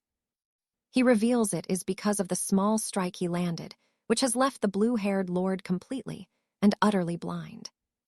Unable to see a single thing, the tyrant is now terrified of being helpless against the very people he once mocked. Enraged by the insult to his honor, the wounded noble can only scream curses and insults at the hero in desperation. 𝑑antalion says he understands perfectly, because if anyone decides to kill him now, he wouldn't even see the blade coming. Trembling with pure terror, 𝑣𝒓𝒎𝒚 realizes his fate just seconds before a sharp blade suddenly pierces his back from behind. The dying lord gasps in shock as he is impaled, while the crowd closes in around his fading and broken body. He begs to know who struck him, but the commoner who took the leap stays, silent, lost in a rush of emotion. 𝑑antalion leans in close and places his hands on the dying man's shoulders, whispering that everything went exactly as he planned. He gives the villain his sincere thanks for playing his part so perfectly, while the noble's eyes widen in final realization. 𝑣𝒓𝒎𝒚 cannot believe the hero's words, but as he listens to the roar of the crowd, the cruel reality sinks in. The hero is gone, and all that remains is the sound of an angry mob ready to tear him apart for good. All the blind lord can do now is plead for mercy from the very people he treated like animals for so long. He begs them to reconsider their judgment, but their hearts are cold, and his fate is already sealed by his crimes. And as 𝑑antalion watches him fall, we both know that in the end, you truly reap what you sow. Stick with me, because we're witnessing a masterclass in karma as Alaric finally finishes his business here. While the hero prepares to leave, Lord Andrew faces final judgment for the brutal crimes he once committed. His punishment is as cruel as his own actions. Soon, they move away from the kingdom's chaotic center. Exhausted, Alaric announces he needs rest, postponing dinner until tomorrow. His loyal companions aren't bothered at all. They agree he needs sleep.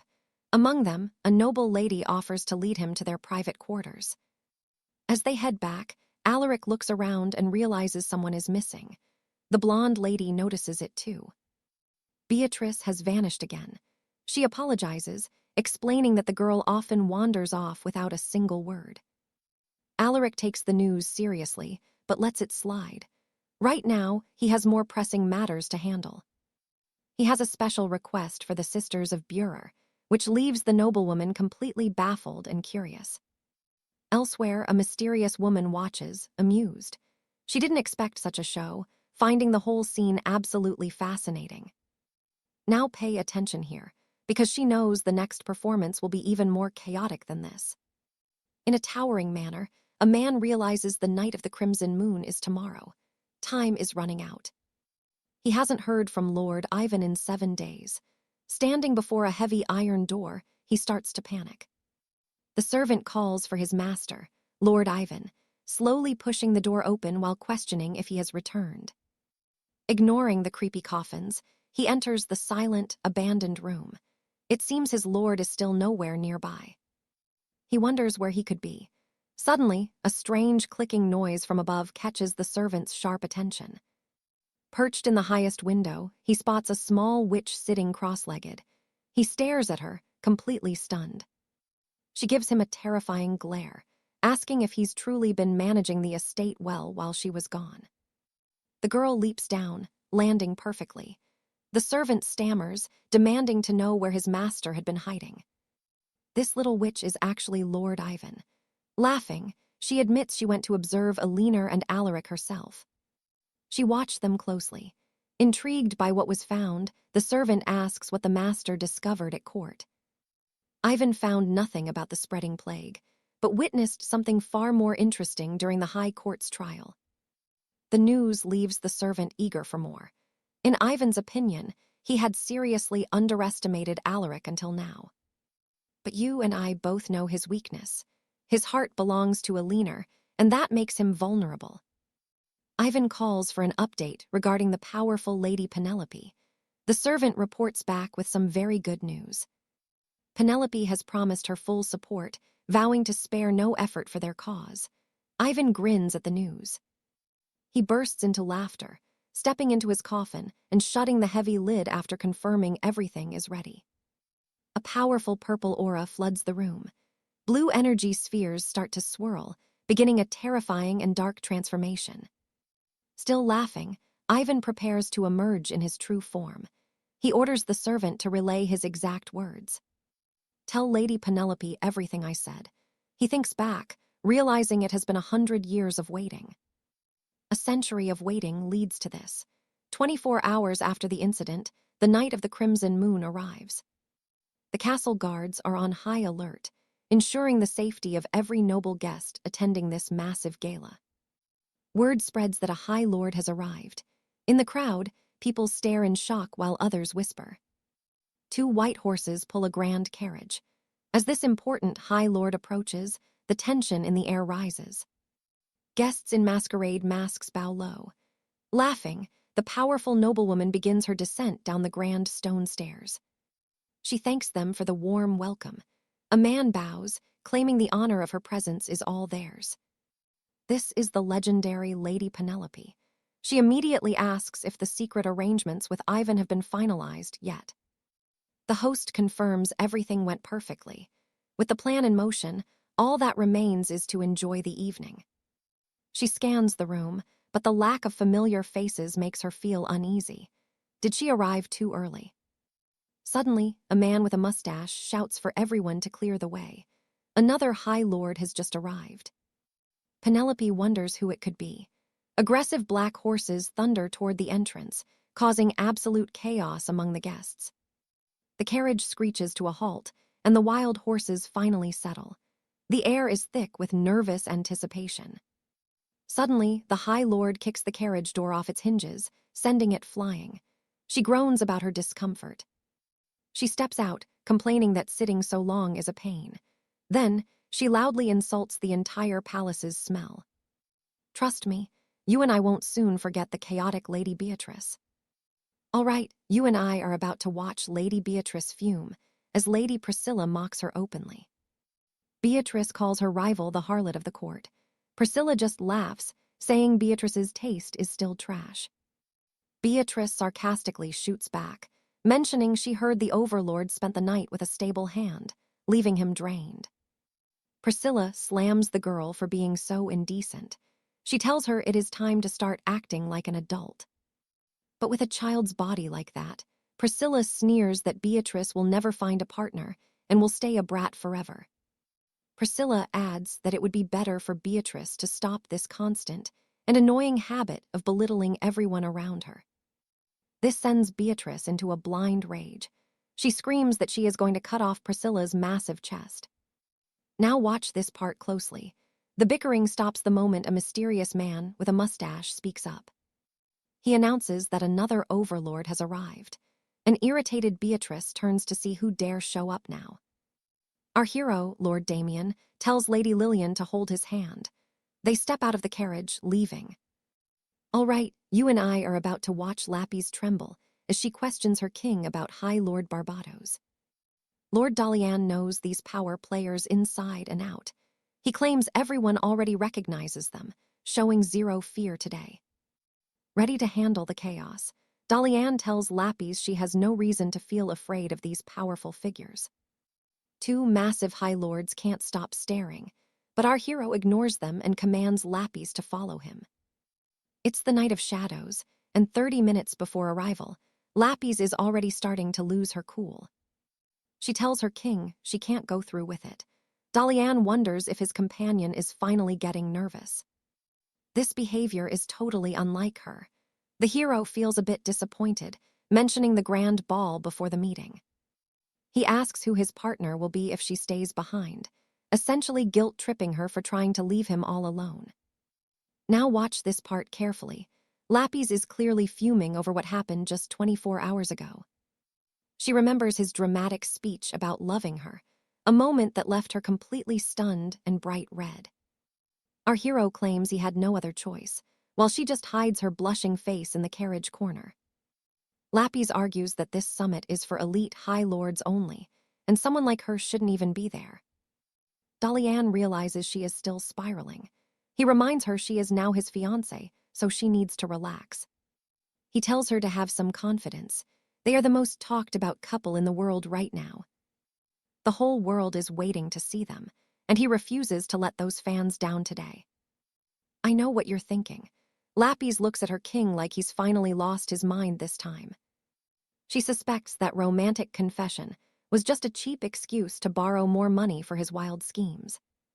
A second great war is on the line here, with the lives of thousands hanging on this single meeting.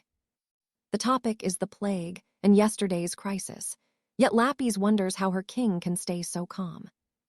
After a long ride, they finally arrive. 𝒬𝒑𝒆 is still wondering how he can be so cool under pressure. She points out the legendary guests waiting for them, while Dalian watches the crowd with a smirk. Laughing, our hero heads down the stairs. Stick with me, because things are about to get wild. All right, you and I are about to watch our hero step out like a total gentleman, offering his hand to his companion. Taking in the massive scale of the royal hall, Alara prepares to take her king's hand and step into the experience. But she completely kills the vibe, ignoring his help and stepping down solo to avoid drawing any extra unwanted eyes. Julian shifts his focus to the biting cold, a sign of the storm coming, while Alara nervously warns him about the powerful nobles watching. Two legendary high lords turn their gaze right toward them, but Julian just smirks and tells her he's already on top of it. He strides forward with total confidence, heading straight into the heart of the most dangerous group in the entire kingdom. Stopping right before them, Lord Julian greets Lady Penelope and Duchess Beatrice, acting as if they are the oldest of friends. Now pay attention to this look. He introduces himself as a low-rank lord, and the reaction is exactly what you would expect. The Duchess snaps at him, calling him low-ranking trash and telling him to get lost while she's in a foul mood. Against all odds, Julian just bows politely and apologizes, claiming his status as a newcomer makes him prone to such social blunders. He explains that seeing two such powerful icons in person was too much to resist, so he simply had to pay his respects. With that same mocking glint in his eyes, Julian offers one last apology in case he somehow stepped on the lady's toes. Beatrice feels something is off about this guy, but after a sharp huff, she decides to walk away before things get messy. All right, you and I are about to see a masterclass in manipulation as things get serious. She thinks he is just a low-tier noble, but she and Penelope must stay close, especially since he looks fearless. On the contrary, she smiles, finally seeing the potential in this man everyone has been gossiping about so much lately. She brushes past Penelope with a loud, mocking laugh, and Penelope instantly picks up on the hidden message being sent. Reacting to her peer, she hides her face behind a silk fan, finding this whole situation incredibly annoying after Beatrice left. With her gone, Penelope leans in, hoping she does not offend our hero, but she admits she has heard a lot. Lately, whispers about Lord Alaric have reached her ears, but he just stares back with a cold, unreadable expression. She mentions the girl standing behind him, who bows deeply to Penelope, introducing herself as Clara, servant to Lord Alaric. After seeing such loyalty, Penelope tells the girl there is no need for such formalities, since everything is quite all right. She gently rests her fan against the girl's chin, offering a shallow compliment on the striking beauty of such a young face. Alaric clearly hates where this is going, but he keeps his mask on, returning a compliment to the lady's unmatched grace. The high lady seems pleased by his flattery and lets out a soft laugh as she closes the distance between them. She calls him quite the handsome gentleman, and Alaric accepts the praise with a polite bow, showing his gratitude. Now pay attention. She pulls him close, pressing against Alaric while whispering she wants a much more private conversation. After dropping that suggestive invitation, Penelope finally steps away, leaving the air thick with tension as she bids them farewell. She says she will see him later, leaving Alaric and Clara standing there, both trying to keep their faces perfectly neutral. But Alaric's mask slips into a smirk, noting how interesting that little encounter was as he looks over at Clara. His companion just glares back with pure disgust, and after he notes how pale she looks, she clearly is not amused. Alaric realizes that no matter how many lives he might have, they would never be enough to survive these deadly nobles. Across the ballroom, nobles dance and whisper, while our hero calmly observes, pretending that everything is perfectly under his control. He praises the venue for being a fine meeting spot, yet something feels off, forcing him to pull Clara aside. He asks if she noticed the shift, and her nod confirms his fears. Alaric finally understands the trap he has walked into. You saw that too, right? He is totally cornered and the real pressure is about to start. Even though the guests try to look indifferent, the weight of their combined stares is crushing Alaric and his servant. Our hero knows there is no escape, feeling like a caged beast in a zoo being poked and prodded by elites. He wonders if they truly deserve this much scrutiny, as everyone watches them like they are some kind of rare specimens. They are like predators watching prey before the kill, leading Alaric to ask Clara if everyone here is guild-connected. She admits she does not know for sure, as only the guild master and high-ranking staff see the full client list. However, looking at the guest list, she notes that about 40% of these people follow Lady Penelope's lead. Another 40% are loyal to Duchess Beatrice, while the remaining 20% serve Lord Marius or remain unaligned. Alaric nods in understanding and scans the room, trying to guess how many are actually spies for the Merchant Guild.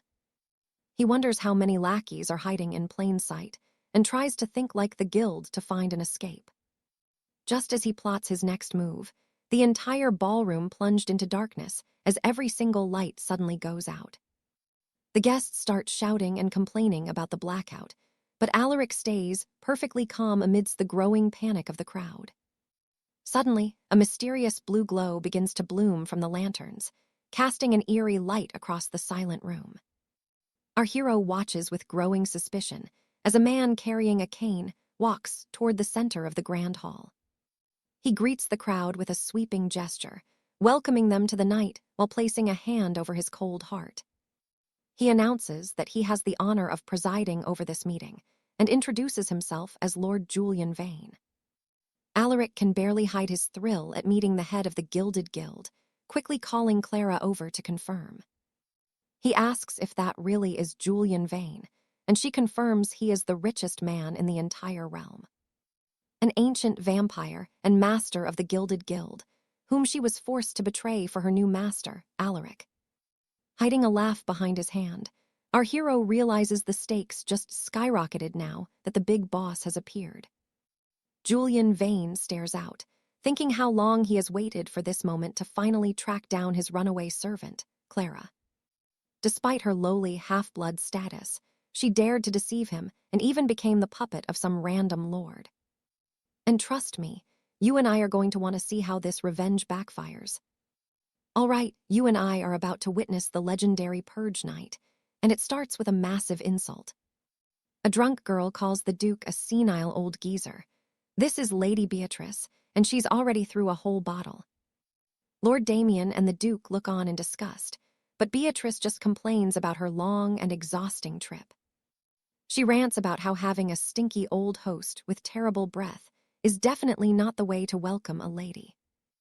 Wiping her lips from the wine, the girl says she feels sick and asks for another drink, hating the Duke's boring hospitality. Damien just watches while rooting for Beatrice, and the Duke says he understands how the High Lord feels. Beatrice snaps at him, asking if the old man is challenging her, which he quickly and politely denies with a bow. Then, a new player enters the room. It's Lady Penelope warning Beatrice to watch her mouth in front of true nobility. With a look of pure superiority, Penelope says she's ashamed to even be the same race as such a vulgar brat. Beatrice finishes her wine and gets instantly irritated by this woman interfering in her personal business again. The short High Lord gets irritated by the interference and, without a single word of warning, reacts with pure chaos.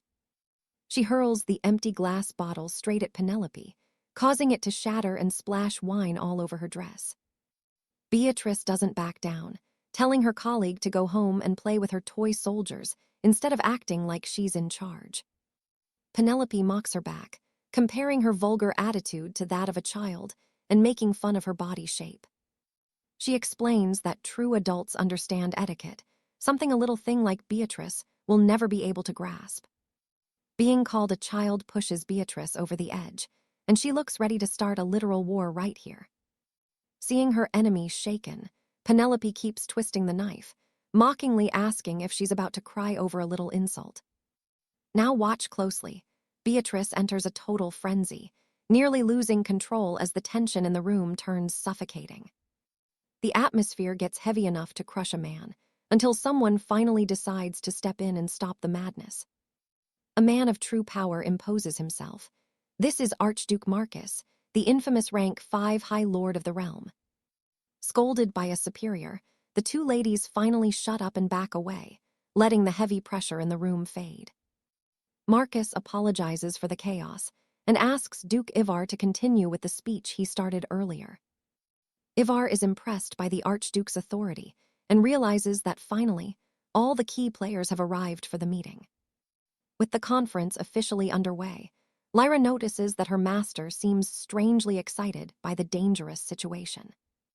Damien is busy measuring the raw power of the High Lords, knowing he's the lowest-ranked person in this deadly room. He knows a single mistake would be enough for him to end up being cut to pieces by everyone there. While wondering what the Duke is planning, Damien feels a sudden chill, as if he's missed something incredibly important. Suddenly, Penelope cuts through the silence, announcing that they need to discuss something grave before they begin. The Duke and Marcus demand to know what could be more important than the purge. Let this sink in for a second. She reveals that Lord Alaric was found dead this very morning. The room goes cold as she explains his body was mutilated. This wasn't an accident, it was a brutal murder. Marcus demands confirmation, and Penelope stands her ground, claiming she has solid evidence of the crime. When asked if she knows the killer, Penelope immediately names the executioners, the common people of Millfield themselves. However, she adds that someone was pulling the strings from the shadows, and that someone is in this room. Lyra is terrified by the accusation, but Damien calmly tells her there is no need to be afraid yet.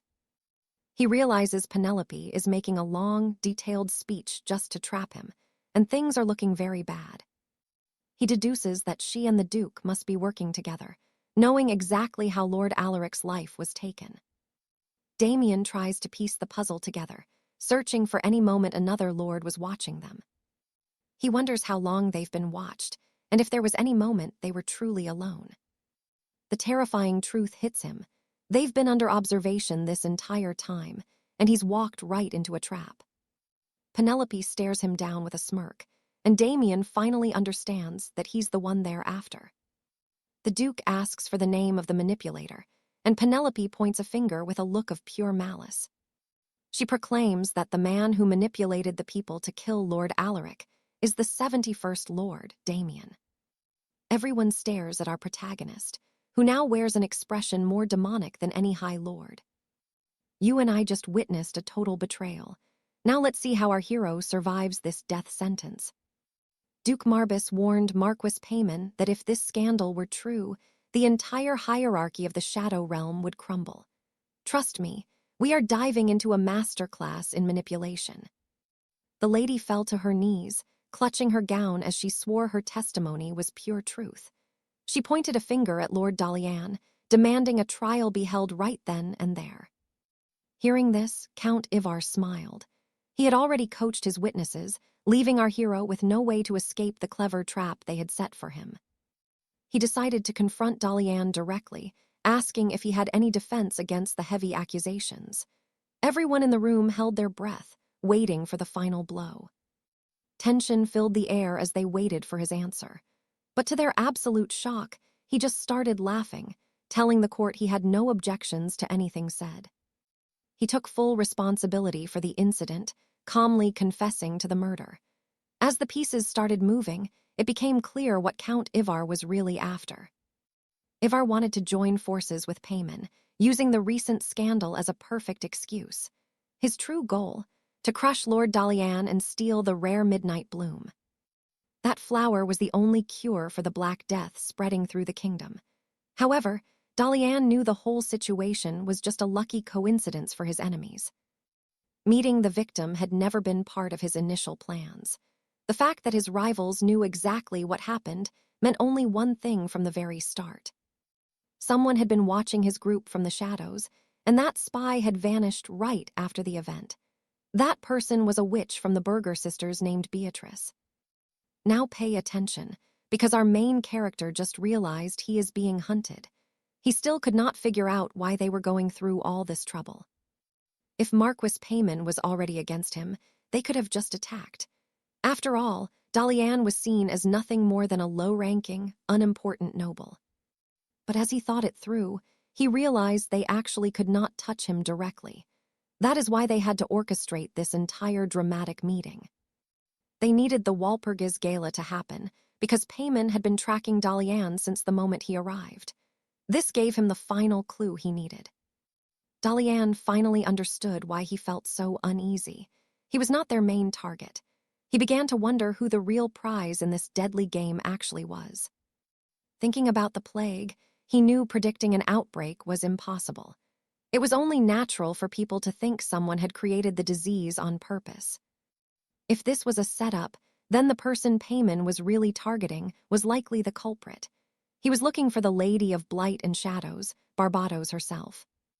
Their plan was to accuse her of being the monster behind the entire plague. Since Dalian was a minor lord, they saw him as her helpless puppet. They believed he was acting on behalf of Lady Barbados, which is why they watched him instead of striking. Attacking him earlier would have started a full war. The meeting finally made sense with all the high lords present.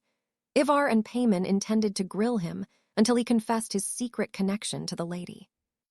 With so many powerful nobles watching, Lady Barbados would be forced to deny knowing him. She would have to leave him to rot to save her own skin.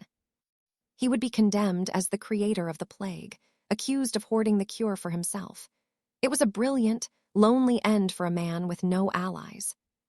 Seeing Count 𝑣𝒏𝒊's cunning plan, Dalian actually felt a spark of respect. This man was different from the weak opponents he had crushed in the past. 𝒏𝒊 was the most dangerous man Dalian had faced yet, possessing a truly sharp mind. But in the end, none of that actually mattered to our hero. If they were after Lady Barbados, it meant she was not part of their alliance. He just needed to figure out if Duke Marbas had chosen a side. As a high-ranking leader, if Marbas knew the truth, he would have questioned the lady directly. It was clear 𝒏𝒊 and 𝒚𝒁 were acting alone. They thought Dalian was the weak link in the chain. Little did they know, he was about to show them exactly how this night would actually end. You and I both know what is coming. When he agreed to the murder charges, the entire room exploded in pure, unbridled shock at his confession. Count 𝒏𝒊 was startled, asking if he had heard correctly. He wondered if the young lord had lost his mind or if there was some massive misunderstanding. Dalian simply repeated his words. He looked 𝒏𝒊 in the eye and asked if the elder had a problem with a man confessing to his own crimes. The old man was left completely speechless. Dalian continued, stating he had his own reasons for the act and demanded the trial proceed as planned. The young lord raised a finger, asking for one more thing before they began. He knew 𝒏𝒊, as the host, would try to act as the judge. Ivar wanted to pretend he was neutral while pulling all the strings from the shadows. Dalian was not about to let that happen in this court. He turned to Duke Marbas, asking if it would be more natural for a neutral party to act as the jury in a dispute between lords. He politely requested that Marbas take on the role of judge, as he was the highest-ranking noble in the room. It was a perfect counter-move. Marbas agreed to the request. "Trust me, you and I need to see what happens next." Julian knew he would show everyone how things really work here, returning to the present after his sudden admission of guilt. "And yeah, I know what you're thinking. Arthur's murder. Right now." Well, the entire room just froze in pure shock. Lord Ivan gasps, wondering if he actually heard the man correctly, but Julian just calmly repeats his deadly truth. The old man is left speechless, while Julian calmly explains he has his reasons and demands the formal hearing proceed immediately. Our hero raises a single finger, stopping the chaos to make one final request before the trial of the kingdom kicks off. He knows the host is currently in a very comfortable position to play judge, all while pretending to be completely neutral. He calls out to Archduke Marcus, knowing exactly how to manipulate the hierarchy to his own advantage in this viper's den. He questions if it's truly fair for the host to judge, suggesting that a higher-ranking noble should act as the jury. So what do you and I take from this? Julian always has a plan, and Archduke Marcus just took the bait. All right, you and I are about to watch Lord Cedric walk straight into a viper's nest at this royal trial. Lords Godfrey and Beatrice agreed to the terms, though Godfrey was clearly fuming that things weren't going his way.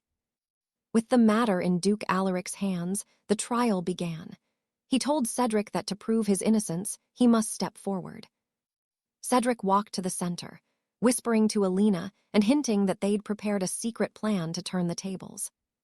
Alina couldn't understand how he could laugh while facing execution, but Cedric just kept that smug grin on his face. Cedric and Lady Beatrice glared at each other with pure hatred as they finally closed the distance for the hearing. Beatrice leaned in and thanked him for agreeing to this hearing, her voice dripping with the fake politeness of a noble. He simply shrugged it off, saying he had been looking forward to a little chat with her for quite some time now. Cedric felt like he was in a medieval duel, mentally challenging Beatrice as his primary rival in this high-stakes game.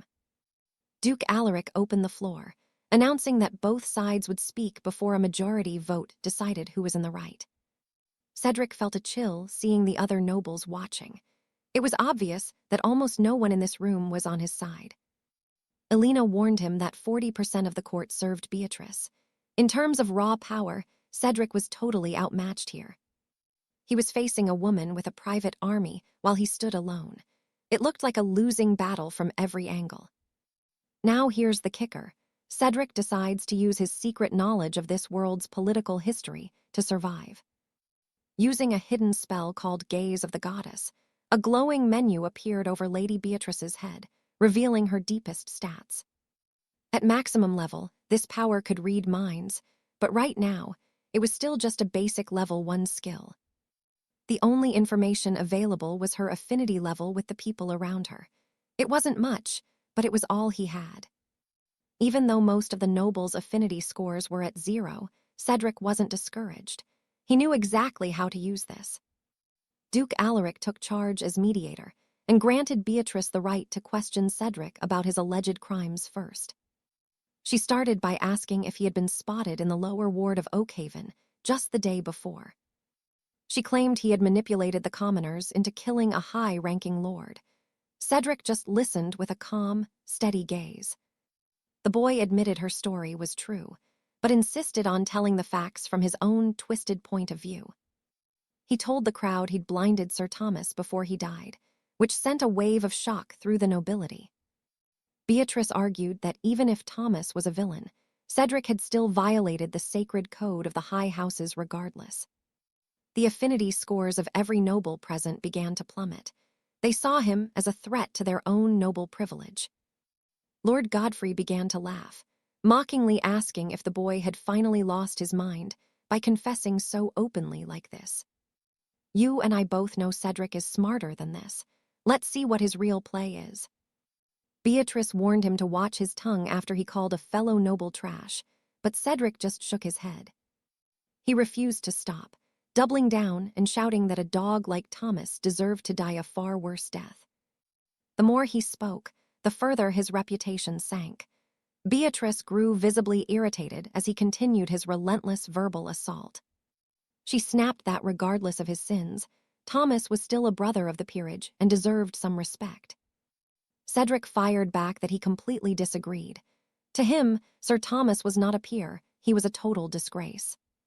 He claimed death was too kind, and wished that the demons of the abyss would torment that soul for all eternity. He shouted that he was tired of hearing Beatrice defend a piece of filth that he'd happily kill again. This instantly enraged the woman, causing her affinity with him to drop by 40 points in a single second. Beatrice screamed at him to change his tone, while his affinity with the rest of the room continued to crash. Duke Alaric finally intervened, telling Cedric that this was a court of nobles and he must show some proper decorum. Cedric just laughed at them all. He placed a hand on his chest and gave a deep, mocking bow to the Duke. He apologized to Alaric, claiming he simply couldn't contain his righteous fury over such a vile man's actions. In his mind, he revealed his true goal. He wasn't trying to win over Beatrice, he was targeting someone else. His target was Beatrice's rival, Lord Julian, whose affinity for Cedric had already jumped by 50 points during the rant. Lord Julian sat back and drank his wine, enjoying the show since this trial was decided by majority vote. With 40% of the room against him, Cedric needed to secure Duke Alaric's faction or Julian's large block. Julian's support was the key. He had purposely provoked Beatrice just to win favor with her greatest political enemy. And that's how you play the Game of Thrones. Trust me, it only gets wilder. All right, you and I are about to watch a masterclass in manipulation as Julian sets his deadly trap. The young lord placed a hand on his heart, offering a humble apology to Lady Genevieve for his earlier, angry outburst. He begged for her forgiveness, bowing deeply to every noble in the hall who watched the scene in heavy silence. The crowd looked on, confused as he claimed he never intended to show even the slightest disrespect to the high families. Julian played the part of an immature, low-ranking noble, claiming he simply lacked the self-control of a true, proper gentleman. He painted himself as a pathetic nobody with no titles. Yet, even a man as lowly as him would never dare strike an elder or murder a child just for missing a greeting. The entire court stood there in silence, mouths agape. In that heavy silence, Lord Marcus finally spoke up, demanding to know where Julian was actually trying to go with this. Julian let out a dark laugh, asking the crowd if they were truly blind to Cedric's long, bloody trail of death. 54 souls lost in Oakhaven alone. The room grew cold as the weight of that number finally began to sink in. Pay attention here, 12 of those victims were children, killed by Cedric in a drunken, mindless, and truly horrific rage. They even found a woman in the sewers, a victim of this insolent man, and if they included the injured survivors, the number of victims would reach a total of 327. These were the cases Julian knew. Lord Marcus, hearing all this, asked if the stories were true, and Julian replied yes, claiming his vassal investigated them. While remembering the secret agreement he had made with Alina earlier, he admitted to himself that he had exaggerated a little. But it didn't matter because the dead tell no tales. He then began to explain his incident with Cedric, recounting how yesterday he had heard an old man screaming in pain, and when he turned, he saw Cedric. Cedric started a fight with Julian, asking confrontationally where he was looking. The High Lord approached him immediately. Julian realized he was facing a High Lord, being attacked shortly after, but Cedric chose to strike Alina instead. He hit the woman Julian loved with a brutal kick to the stomach. Julian helped Alina up and then returned. He began to punch Cedric's face over and over again without stopping. Then he asked Lady Genevieve a simple question. Looking at her with focus, he asked what he should have done when his beloved faced such irrational violence. You and I can see his strategy here, Could any man stand by while his beloved was hit like that? He asked if the best option was to stand still while watching that happen. Lady Genevieve, unlike other high lords, was friendly with humans and was likely worried about the plague because of all those who were currently suffering. This was nothing like Lord Ivan, who was convinced Julian and Lady Beatrix were the true villains and could not forgive them. Julian praised the woman's sense of justice in his mind, knowing it was an admirable trait, but also a fatal weakness. It was a true double-edged sword. With total control, he turned the trial into a brutal, one-sided public execution. He shouted for them to let him repeat his words. Cedric was a despicable man who had no right to power. He claimed Cedric was such a despicable man that he had no right to be called a high lord of this realm. He said the focus should be on the people Cedric had hurt, then asked the crowd if he deserved to die. The room remained frozen in shock. Julian approached Genevieve, asking if she still considered that man one of them. He warned her that the image of all high lords would be tarnished by this piece of useless human trash. He questioned if she would still defend him, then waited for her response as the pressure became truly unbearable. Genevieve began to panic as her entire plan fell apart. She couldn't afford to be linked to a man like Cedric. She searched her mind for an answer but found nothing. Under the heavy weight of his gaze, she finally cracked. She chose to be honest and admitted Julian was right. Lady Beatrix burst out laughing in the back of the room. Genevieve praised Julian, calling him by his rank, and thanked him for removing that pest for the good of all. She asked everyone there if they didn't also agree with what they had heard just now. She began laughing uncontrollably as the crowd's hearts began to shift toward Julian's side of the dark story. Lord Ivan and the other old guard nobles watched in total shock as their influence vanished in a single moment. Elena, who also didn't understand much, watched everything and wondered what was really happening right in front of her. While Elena wondered what Julian was up to, Lady Beatrix appeared, laughing uncontrollably with some other people in the background. She admitted that after hearing the whole story, she had also wanted to kill Cedric, who had been hiding. Cedric had been hiding from her for months, and trust me, you and I just saw a legend born. Stick with me. We are about to witness a killer being turned into a hero right before our eyes. Penelope looked around the hall, asking if anyone would really dare to side with a scoundrel like Count Dante. Terrified by her cold glare, the entire room began to applaud with shocked faces, fearing what might happen next. Seeing this, Beatrice claimed it was a blessed day while trying to sway the hearts of every noble present. She wondered aloud how the great houses would react if they found the lords here defending such brutal acts. More applause erupted as the nobles analyzed the situation, realizing the political tides were shifting in the assembly.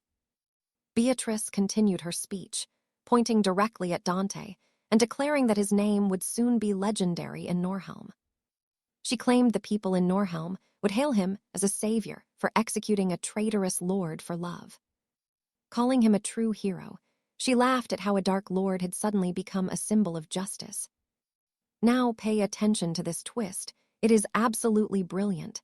She then turned to Penelope to ask her thoughts.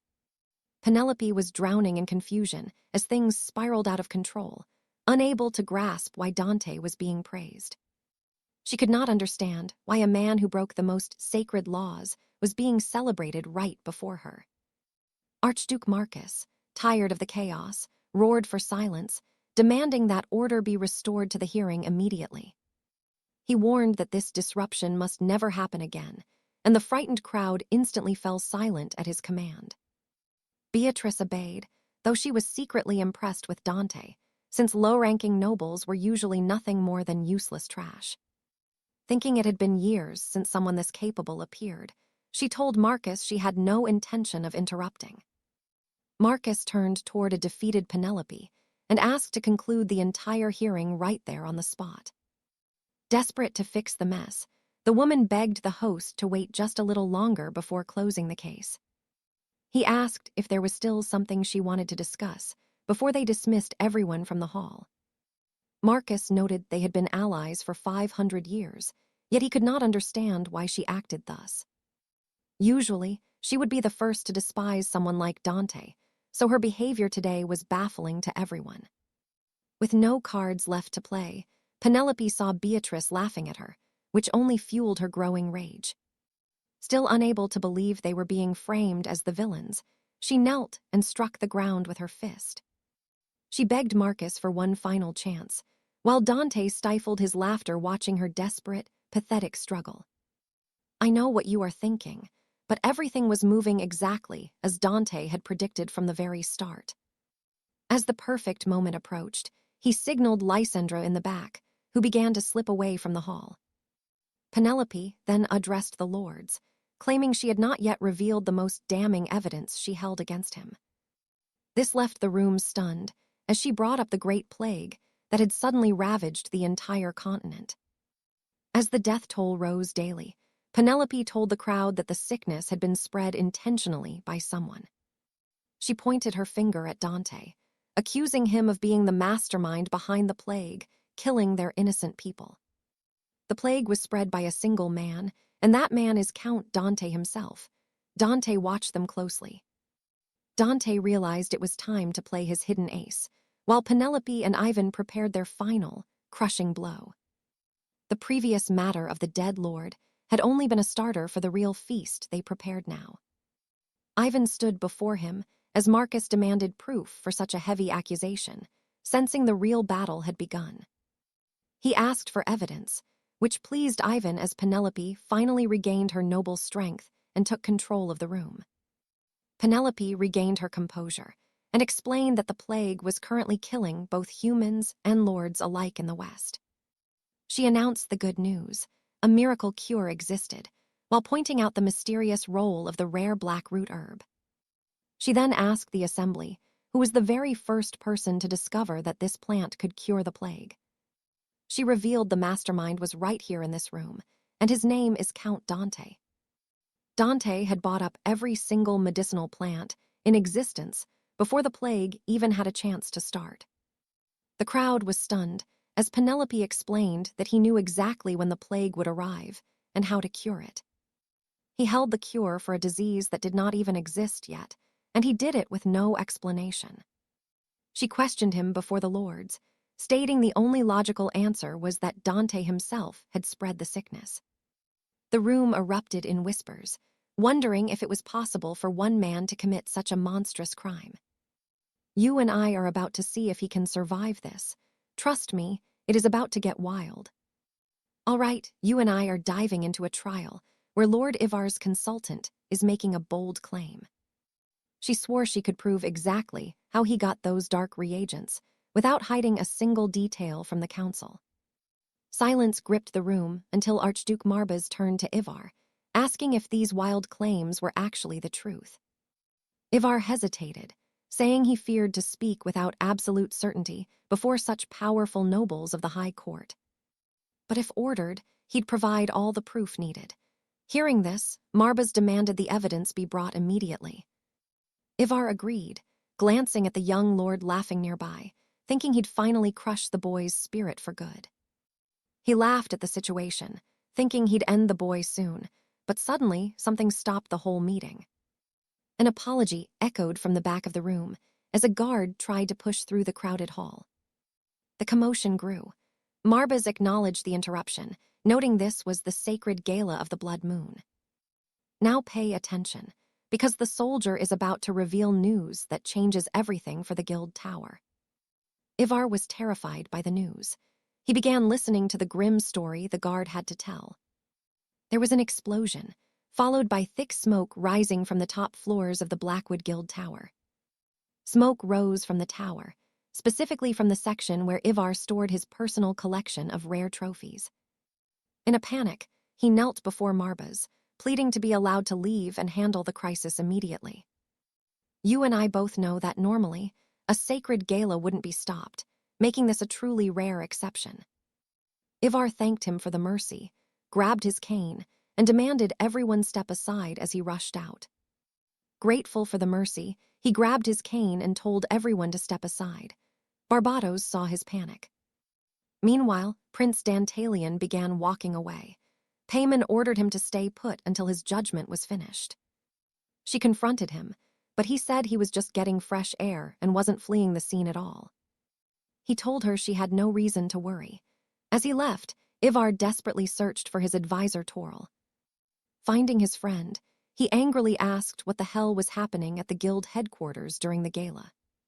Toril was clueless. Ivar instructed him to send all remaining soldiers to the tower right away. He obeyed but questioned Ivar's next move. Ivar said he was heading to the observation deck immediately. From there, he could see everything. He couldn't believe someone would attack his guild during the Blood Moon Gala. He headed to the observation deck. You and I are about to see him uncover who attacked him. The enemy had clearly struck while security was low. He worried about the state of his coffin collection. The enemy struck while the guard was low. He worried about his coffin collection as he climbed up. The stairs were difficult, but he headed for the observatory, determined to move his trophies once the gala ended. He swore never to forgive those responsible. Reaching the high point, Ivar saw smoke rising from his tower. At that moment, he heard the voice of another person who seemed to be waiting for him there. Turning around, he found himself face to face with Dantalion, who remarked that with the old man's power, he could surely see into his own room. The elder wondered what the boy's sudden appearance meant. He knew Ivar would go there, so the young prince surprised him by appearing there too. The elder questioned. His presence while the young prince just stood there, staring and laughing. 10 minutes earlier, we see a flashback of 3 sorceresses hovering high above the Blackwood Guild headquarters tower during the night. The Ursine sisters asked each other if they were really doing this, waiting for the final signal to be. Given their doubts, they followed the prince's will because he had told them something very interesting in secret. After asking them to attack the guild tower, he informed them that the matter would be of importance. The witches didn't understand at first, but the prince explained that the missing Lady Beatrice might be there. If she was dead because of Ivar, the sisters said they would never forgive the old man for it. However, they still weren't entirely sure if the story the young lord told them was actually the truth. They would find out by going to the site. These witches had nothing to fear from a lord's request. As they debated, lights appeared at the top of the meeting hall, and Lady Lapis pointed her finger upward. This was the signal they had been waiting for since the beginning. They immediately launched their devastating attack. They launched the attack, and trust me, you and I are about to see their final confrontation unfold. Lord Oswald scans the room, trying to figure out how he ended up in this trap while looking for Duke Valerius, fearing an ambush, but in the middle of a royal summit, neither side would dare to attack. Alaric approaches the elder, closing the distance to tell him he has nothing to fear. It is just them. Trust me, you and I know he is up to something. He just wants an honest, face-to-face talk. Oswald analyzes the scene, demanding answers about the recent raid on his trading guild. He simply cannot believe the audacity. Seizing the moment, Alaric admits he is the mastermind behind the attack, which sends the old man into a rage. He explains the raid was just a distraction to lure Oswald into a private meeting, without any outside eyes watching. Without that chaos, there would have been no way to speak away from prying eyes. Destroying the guild was never the goal. His business took a minor hit just for this meeting, so Alaric offers an apology, asking for the man's understanding. Oswald starts losing it. He has been played for a fool and finally realizes how desperate Alaric was to corner him. He tries to guess what is so important that Alaric would risk everything, then vows to crush the boy regardless of cost. The elder tries to end the game, claiming there is nothing to discuss. They will just follow King Marcus's previous orders. But Alaric sighs, expressing regret that their first real meeting is ending on such a sour and disappointing note. Oswald fires back that he feels the same way, lamenting that things had to escalate to this point between them. When the old man says that, Alaric tilts his head and starts questioning him, leaving Oswald even more baffled. Stick with me here. Oswald has no clue what Alaric is plotting or what's going on in that twisted mind. He dismisses him as just a crazy youth, But then, Alaric drops a bombshell. He wants Oswald to become his subordinate. Oswald is stunned. He cannot believe a low-ranking noble is seriously trying to recruit a powerful elder of the realm. He laughs it off as a joke, but Alaric looks him dead in the eye and repeats the offer. He is dead serious. Oswald cannot contain himself anymore, clutching his face as he bursts into a fit of laughter. Seeing the reaction, Alaric joins in.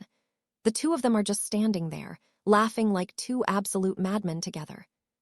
Through his laughter, Oswald mocks the boy while a dark, violet aura begins to erupt from his very body. Alaric just smiles. Finally, after all the provocations, the old man is showing his true and terrifying self. You and I are about to see just how scary an enraged elder can be. This energy is suffocating. Ready for the next phase, Alaric calls out to Alara, who had been lurking nearby in the deep shadows. Oswald's fury peaks when he sees the woman who betrayed his guild, stepping into the light to join his enemy. Meanwhile, Alaric starts cracking jokes, calling this a long-awaited reunion between old friends. He is really pushing his luck.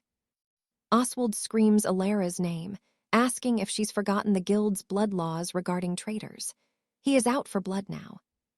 He promises she will regret this betrayal, but she just calmly repeats a lesson he once taught her himself.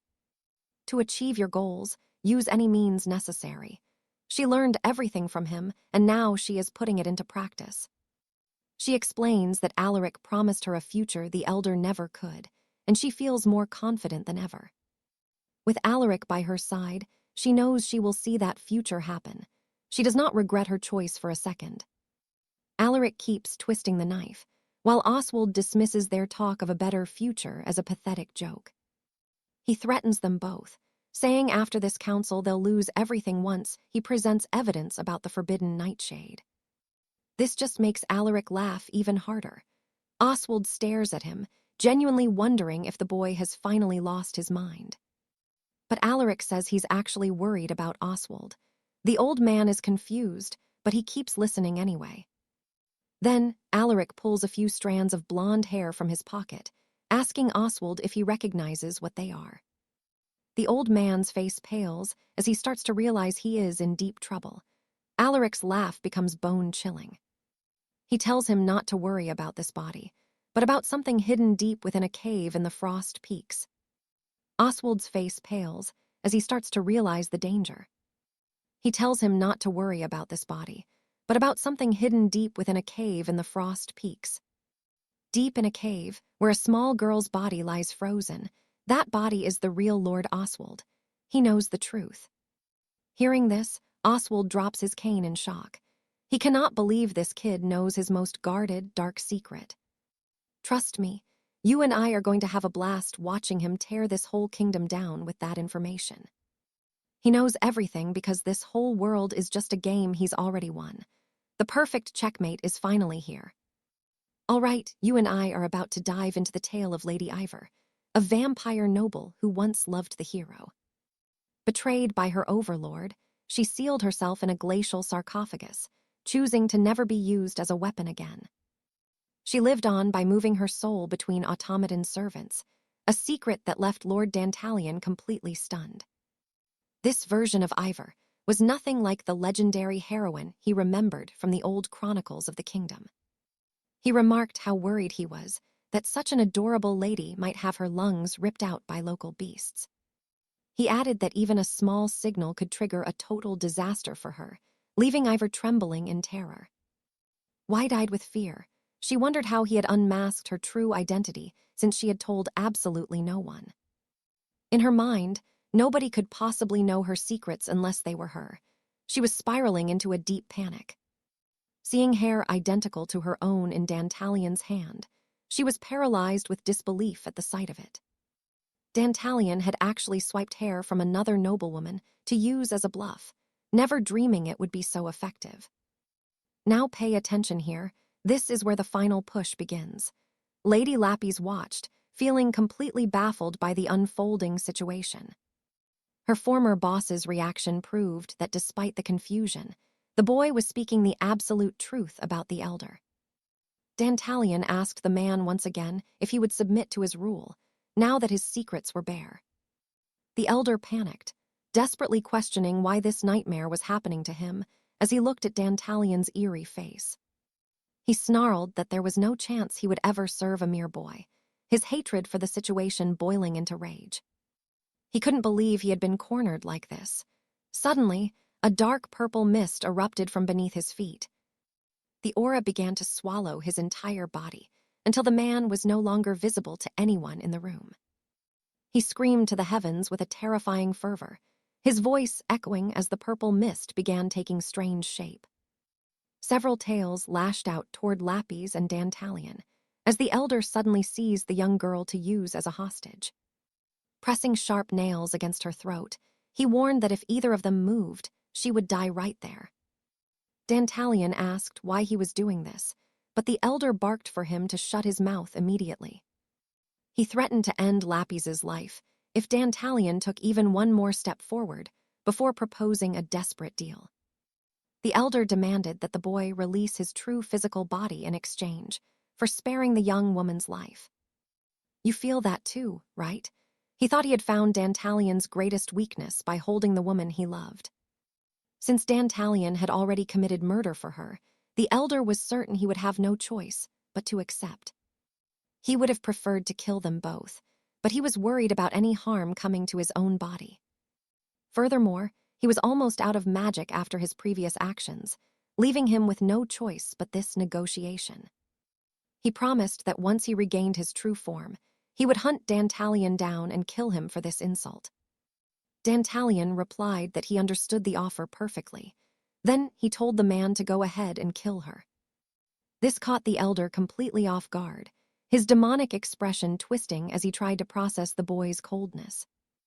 𝒂𝒨𝒨 looked him in the eye and said he didn't care about 𝒓𝒆𝒏's life, smiling as he watched the carnage. The elder's eyes rolled in pure agony as he wondered if he had actually heard the young lord's words. He stammered, asking if this wasn't supposed to be a negotiation between two high-ranking nobles of the realm. 𝒂𝒨𝒨 explained that real negotiations only happen when both sides are equal or when one is significantly more powerful. As the leader of the Black Sun Syndicate, he figured the elder would understand something as basic as power dynamics. In a frenzy, the man screamed for him to shut up while once again threatening Lady 𝒓𝒆𝒏's fragile life.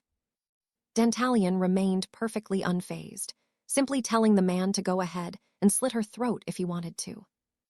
He then asked 𝒓𝒆𝒏 if she was afraid to die, and she calmly accepted her sacrifice for her master. That left the elder with absolutely zero leverage, his mind reeling as they casually discussed the girl's impending, brutal death. 𝒂𝒨𝒨 stepped forward, explaining that the old man had fundamentally misunderstood the situation regarding the deadly plague. He explained that the elder had believed Duke Barbatos was the mastermind, with 𝒓𝒆𝒏 merely executing the grand plan. He thought 𝒂𝒨𝒨 was just a minor pawn in the scheme, but as the boy moved closer, the terrifying truth finally surfaced. 𝒂𝒨𝒨 revealed that he was actually the one behind everything. The elder had been wrong all along. The man who thought he was a genius realized his judgment had been clouded by a petty thirst for revenge. And that's where we leave it. Trust me, you and I are about to see this villain's world collapse. All right, you and I are about to see this villain realize exactly who he is really messing with today. Trembling in fear, Alaric knew he could never win. He finally saw the monster hiding behind Lord Julian's eyes. Julian watched the defeated man and told him there was no need for fear as he wanted Alaric to work for him. Alaric could keep his title and status. Nothing would change. Julian only asked for one simple thing in return. Occasionally, Alaric would have to follow a few of his requests, with the right to refuse always being made clear. Julian snapped the blonde hair in half, warning that if Alaric refused a request, something truly terrible would definitely happen. Then Julian leaned in and whispered his first command, a secret that only the two of them would ever know about. Alaric looked disgusted by what he heard, but Julian reminded him that they needed to return to the trial now. He also revealed he wasn't the one who spread the plague. leaving the rest of the mess for Alaric today. Back in the main hall, Duke Cedric checked his pocket watch. It was finally time to resume the trial once more. Alaric returned to the room in silence.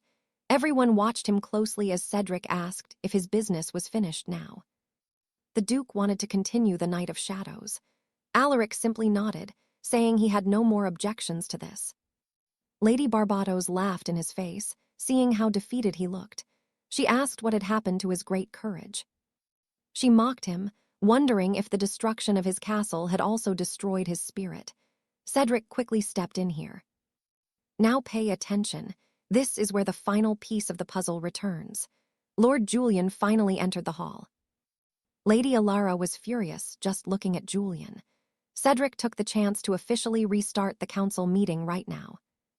Alara said she was relieved Julian hadn't tried to run from his judgment. Julian just gave her a cold look.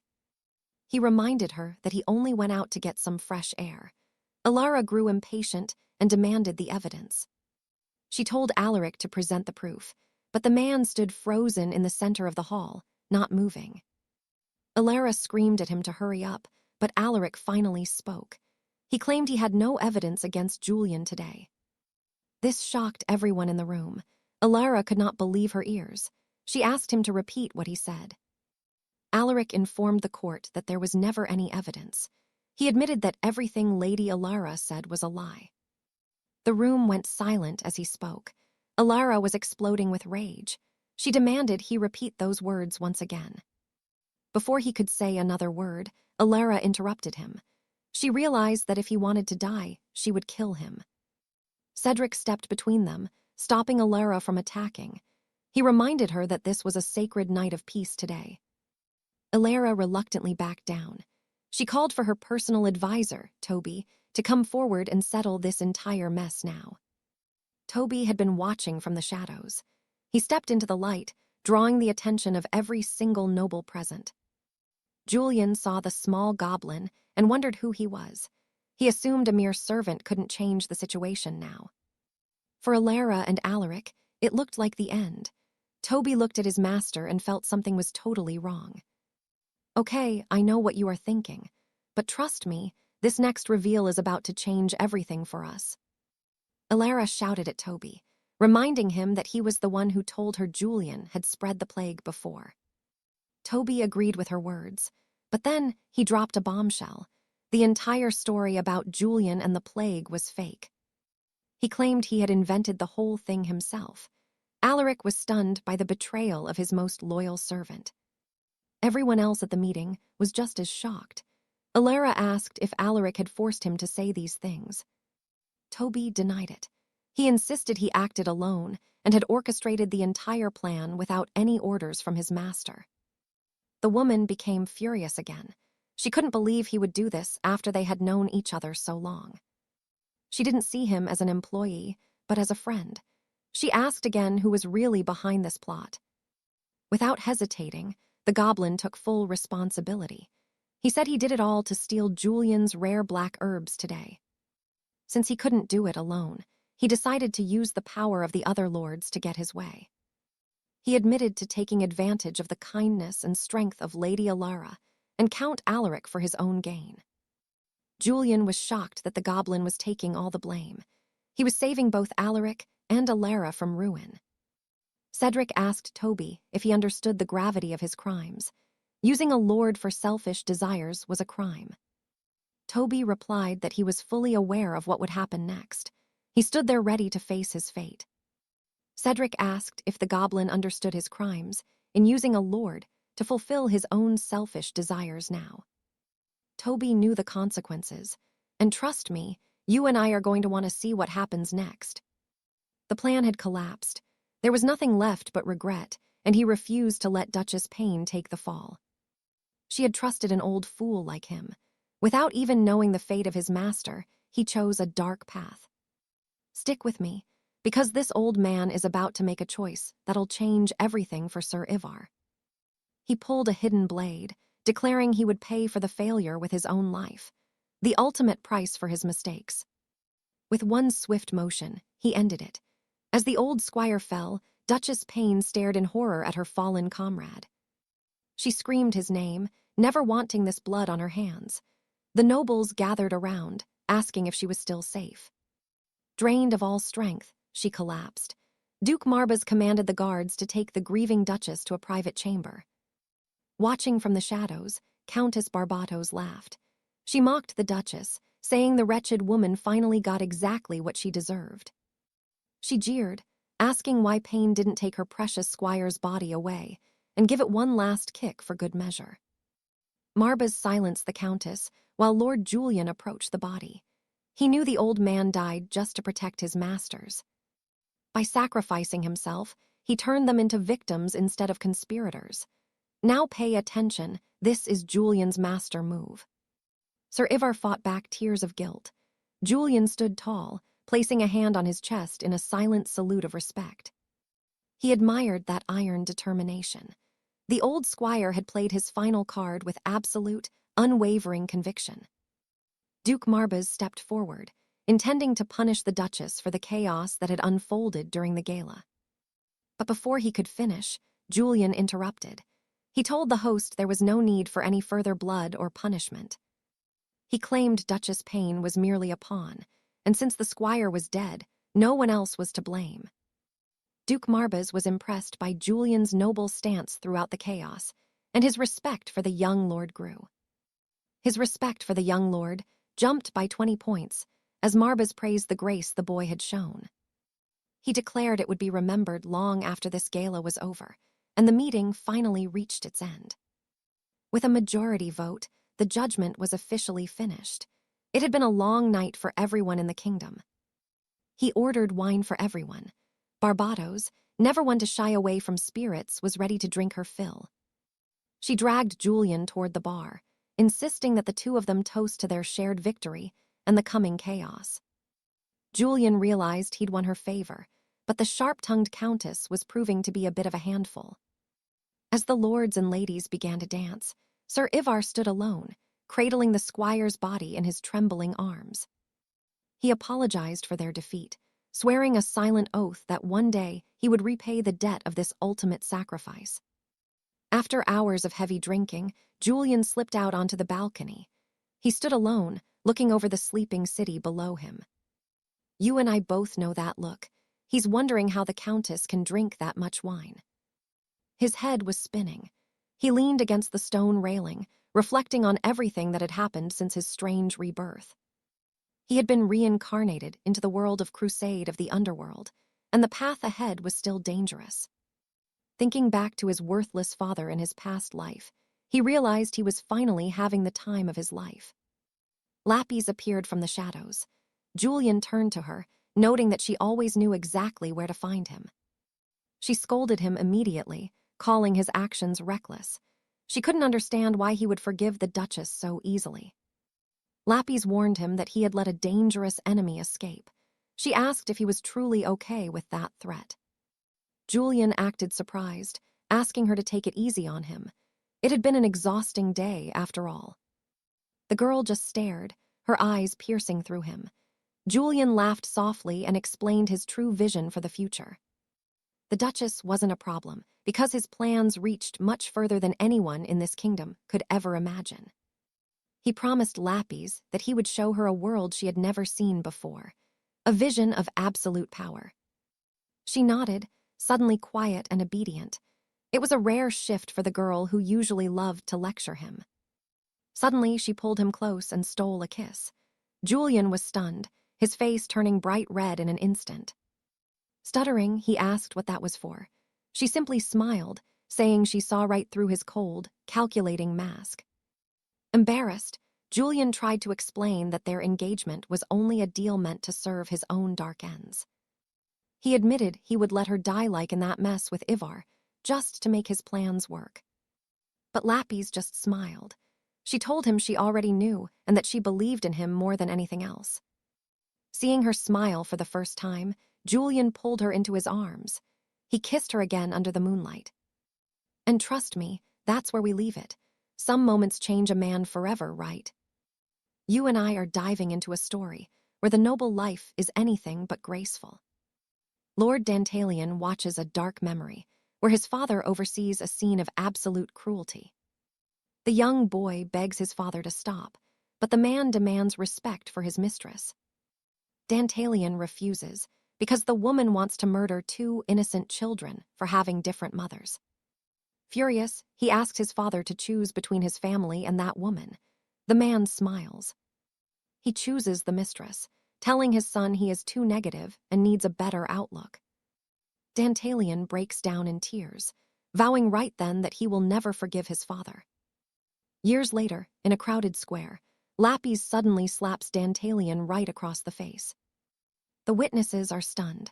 𝒓𝒏𝒊𝒖𔑔 coldly remarks she did not expect the Lord to be so needy.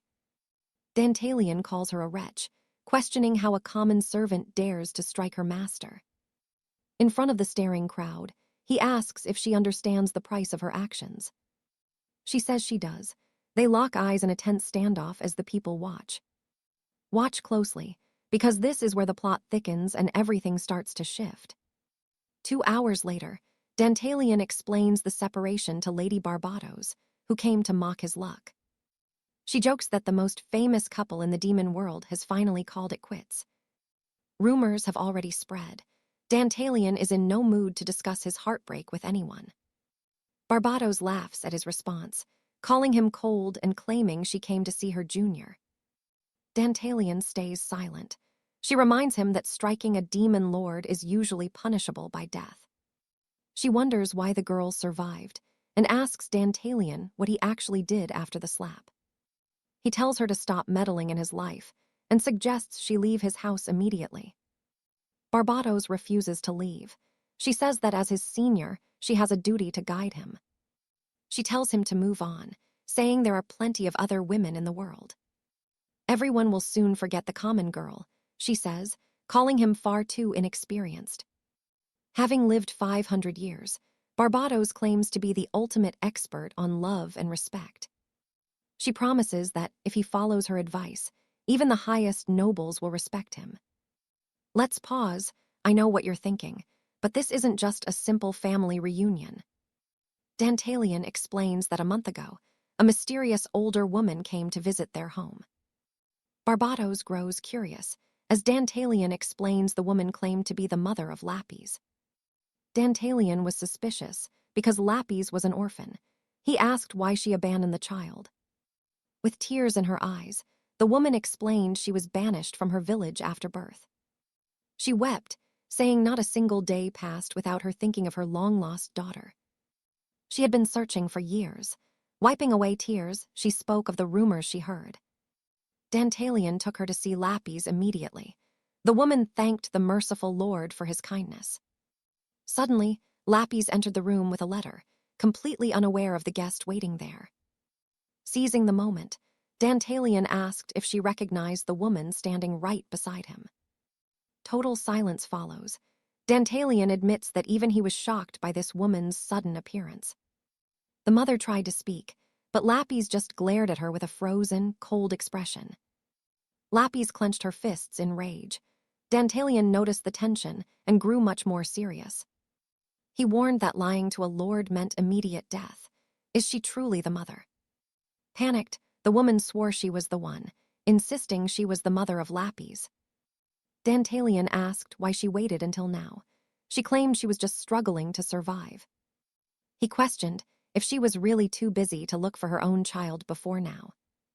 She brushed it off as a misunderstanding, saying things would be very different from now on. She promised to talk properly and focus on their future together instead of the past. Trust me, you're going to want to see what happens next. All right, you and I are diving into a scene of pure fury as Dante smashes this woman's face. He screams she has no right to settle the past alone, asking if she cares about Lily's suffering. Dante delivers another brutal hook, mocking her for showing up now that her daughter has gained actual status. He stomps on the old woman's head as she lies helpless, crushing her into the dirt while she shrieks. He declares that Lily is the woman he loves, and he will never let anyone hurt her again. Lily begs the Duke to stop his violent assault, but he refuses, seeing resentment in the mother's eyes. He knows she's just trying to play the maternal role now, to leech off Lily's success and life. The woman screams in terror as Dante draws his sword, ready to end her life right then and there. Lily rushes forward, stepping directly between them to stop the Duke from committing a cold-blooded murder today. Now watch this. He asks why she'd protect someone who ruined her life and still acts indifferent. Lily calmly explains that the Duke shouldn't have to stain his noble hands with blood of someone so pathetic. He immediately orders her to hire assassins instead, which clearly irritates Lily as her favor with him drops. She snaps back, telling him he knows nothing about her before turning away to follow her broken mother. Dante is stunned, wondering why she's angry when he did everything just to protect her from her past. Countess Barbara, who had been watching the whole drama, asks Dante if he's genuinely lost his mind now. He claims his actions were perfectly logical, but the Countess realizes her hopes for him are completely dead. To her, Dante isn't just a newcomer. He is a total psychopath who doesn't understand human emotions at all. He asks if she wasn't supposed to be an expert on love, but she just glares at him. She points out the obvious. He tried to kill Lily's own mother right in front of her eyes. Dante argues that if someone is trash, they deserve to die, but Barbara just feels pity for Lily. She tells him that if he had done that to her, she would have ended him right then. Dante asks whose side she is on, but she ignores the question, asking what happened in the month. He gets distracted, glancing at the Countess's legs, which she notices with a sharp comment about her price. Changing the subject, Dante says he is far too exhausted for casual chat after ending his relationship. Barbara is still curious, so she tells him it's fine to look as long as he keeps talking. He explains that before the fight, Lily handed him a mysterious letter that changed everything for the kingdom. You and I need to pay attention to this letter. It's the key to the next 10 days. The message warned that 2,000 enemy soldiers would be marching on his castle within a single week. Barbara is fascinated, but Dante explains the letter felt more like a secret warning than a direct threat. She asks what the difference is, sipping her wine while she waits for him to explain his logic. He tells her to look closer at the 2 short sentences, claiming they hold several hidden, vital clues. Barbara pours another glass, leaning in as Dante explains that saying you are a target is actually friendly. It implies the writer isn't the enemy, using wording that's far too gentle for a real declaration of war. He began analyzing the handwriting to figure out exactly who was behind this strange, helpful message sent to him. Barbara finds his interpretation fascinating and asks for more details about the mysterious person who wrote the note. He notes the elegant script, suggesting the writer is from a high social class with a very expensive education. The specific slant of the ink also suggests the person is left-handed, which deeply impresses the curious Countess. Dante remarks that a person's handwriting is a mirror of their life, revealing their deepest habits and secrets. He starts piecing together the political moves of the noble houses based on those few, carefully written words. The Countess realizes Dante's mind is far more dangerous than his sword, making him a truly terrifying ally. They continue their game of wits, even as the shadow of 2,000 soldiers looms over the horizon. Dante focuses instead on the hidden motives of the mysterious writer who tried to save his life. Every stroke of the pen tells a story of power, betrayal, and a potential alliance he never expected. The mystery deepens, leaving Countess Barbara wondering what moves the Duke will actually make next. And that's where we leave it. Trust me, you and I are in for a wild ride. Let me show you a mystery where even a high lady like Beatrice is left stunned by a simple letter. She stared at the parchment, unable to understand how Julian had deduced so much from just the ink. Lord Julian laughed, asking if she was blind, then pointed directly at the specific numbers written on the page. Between the first 2 digits and the 0, there was a tiny comma most people simply ignored. But this writer had a specific habit, suggesting they handled massive sums of gold every single day. He claimed they were likely an accountant, or perhaps a chamberlain, serving one of the great noble houses.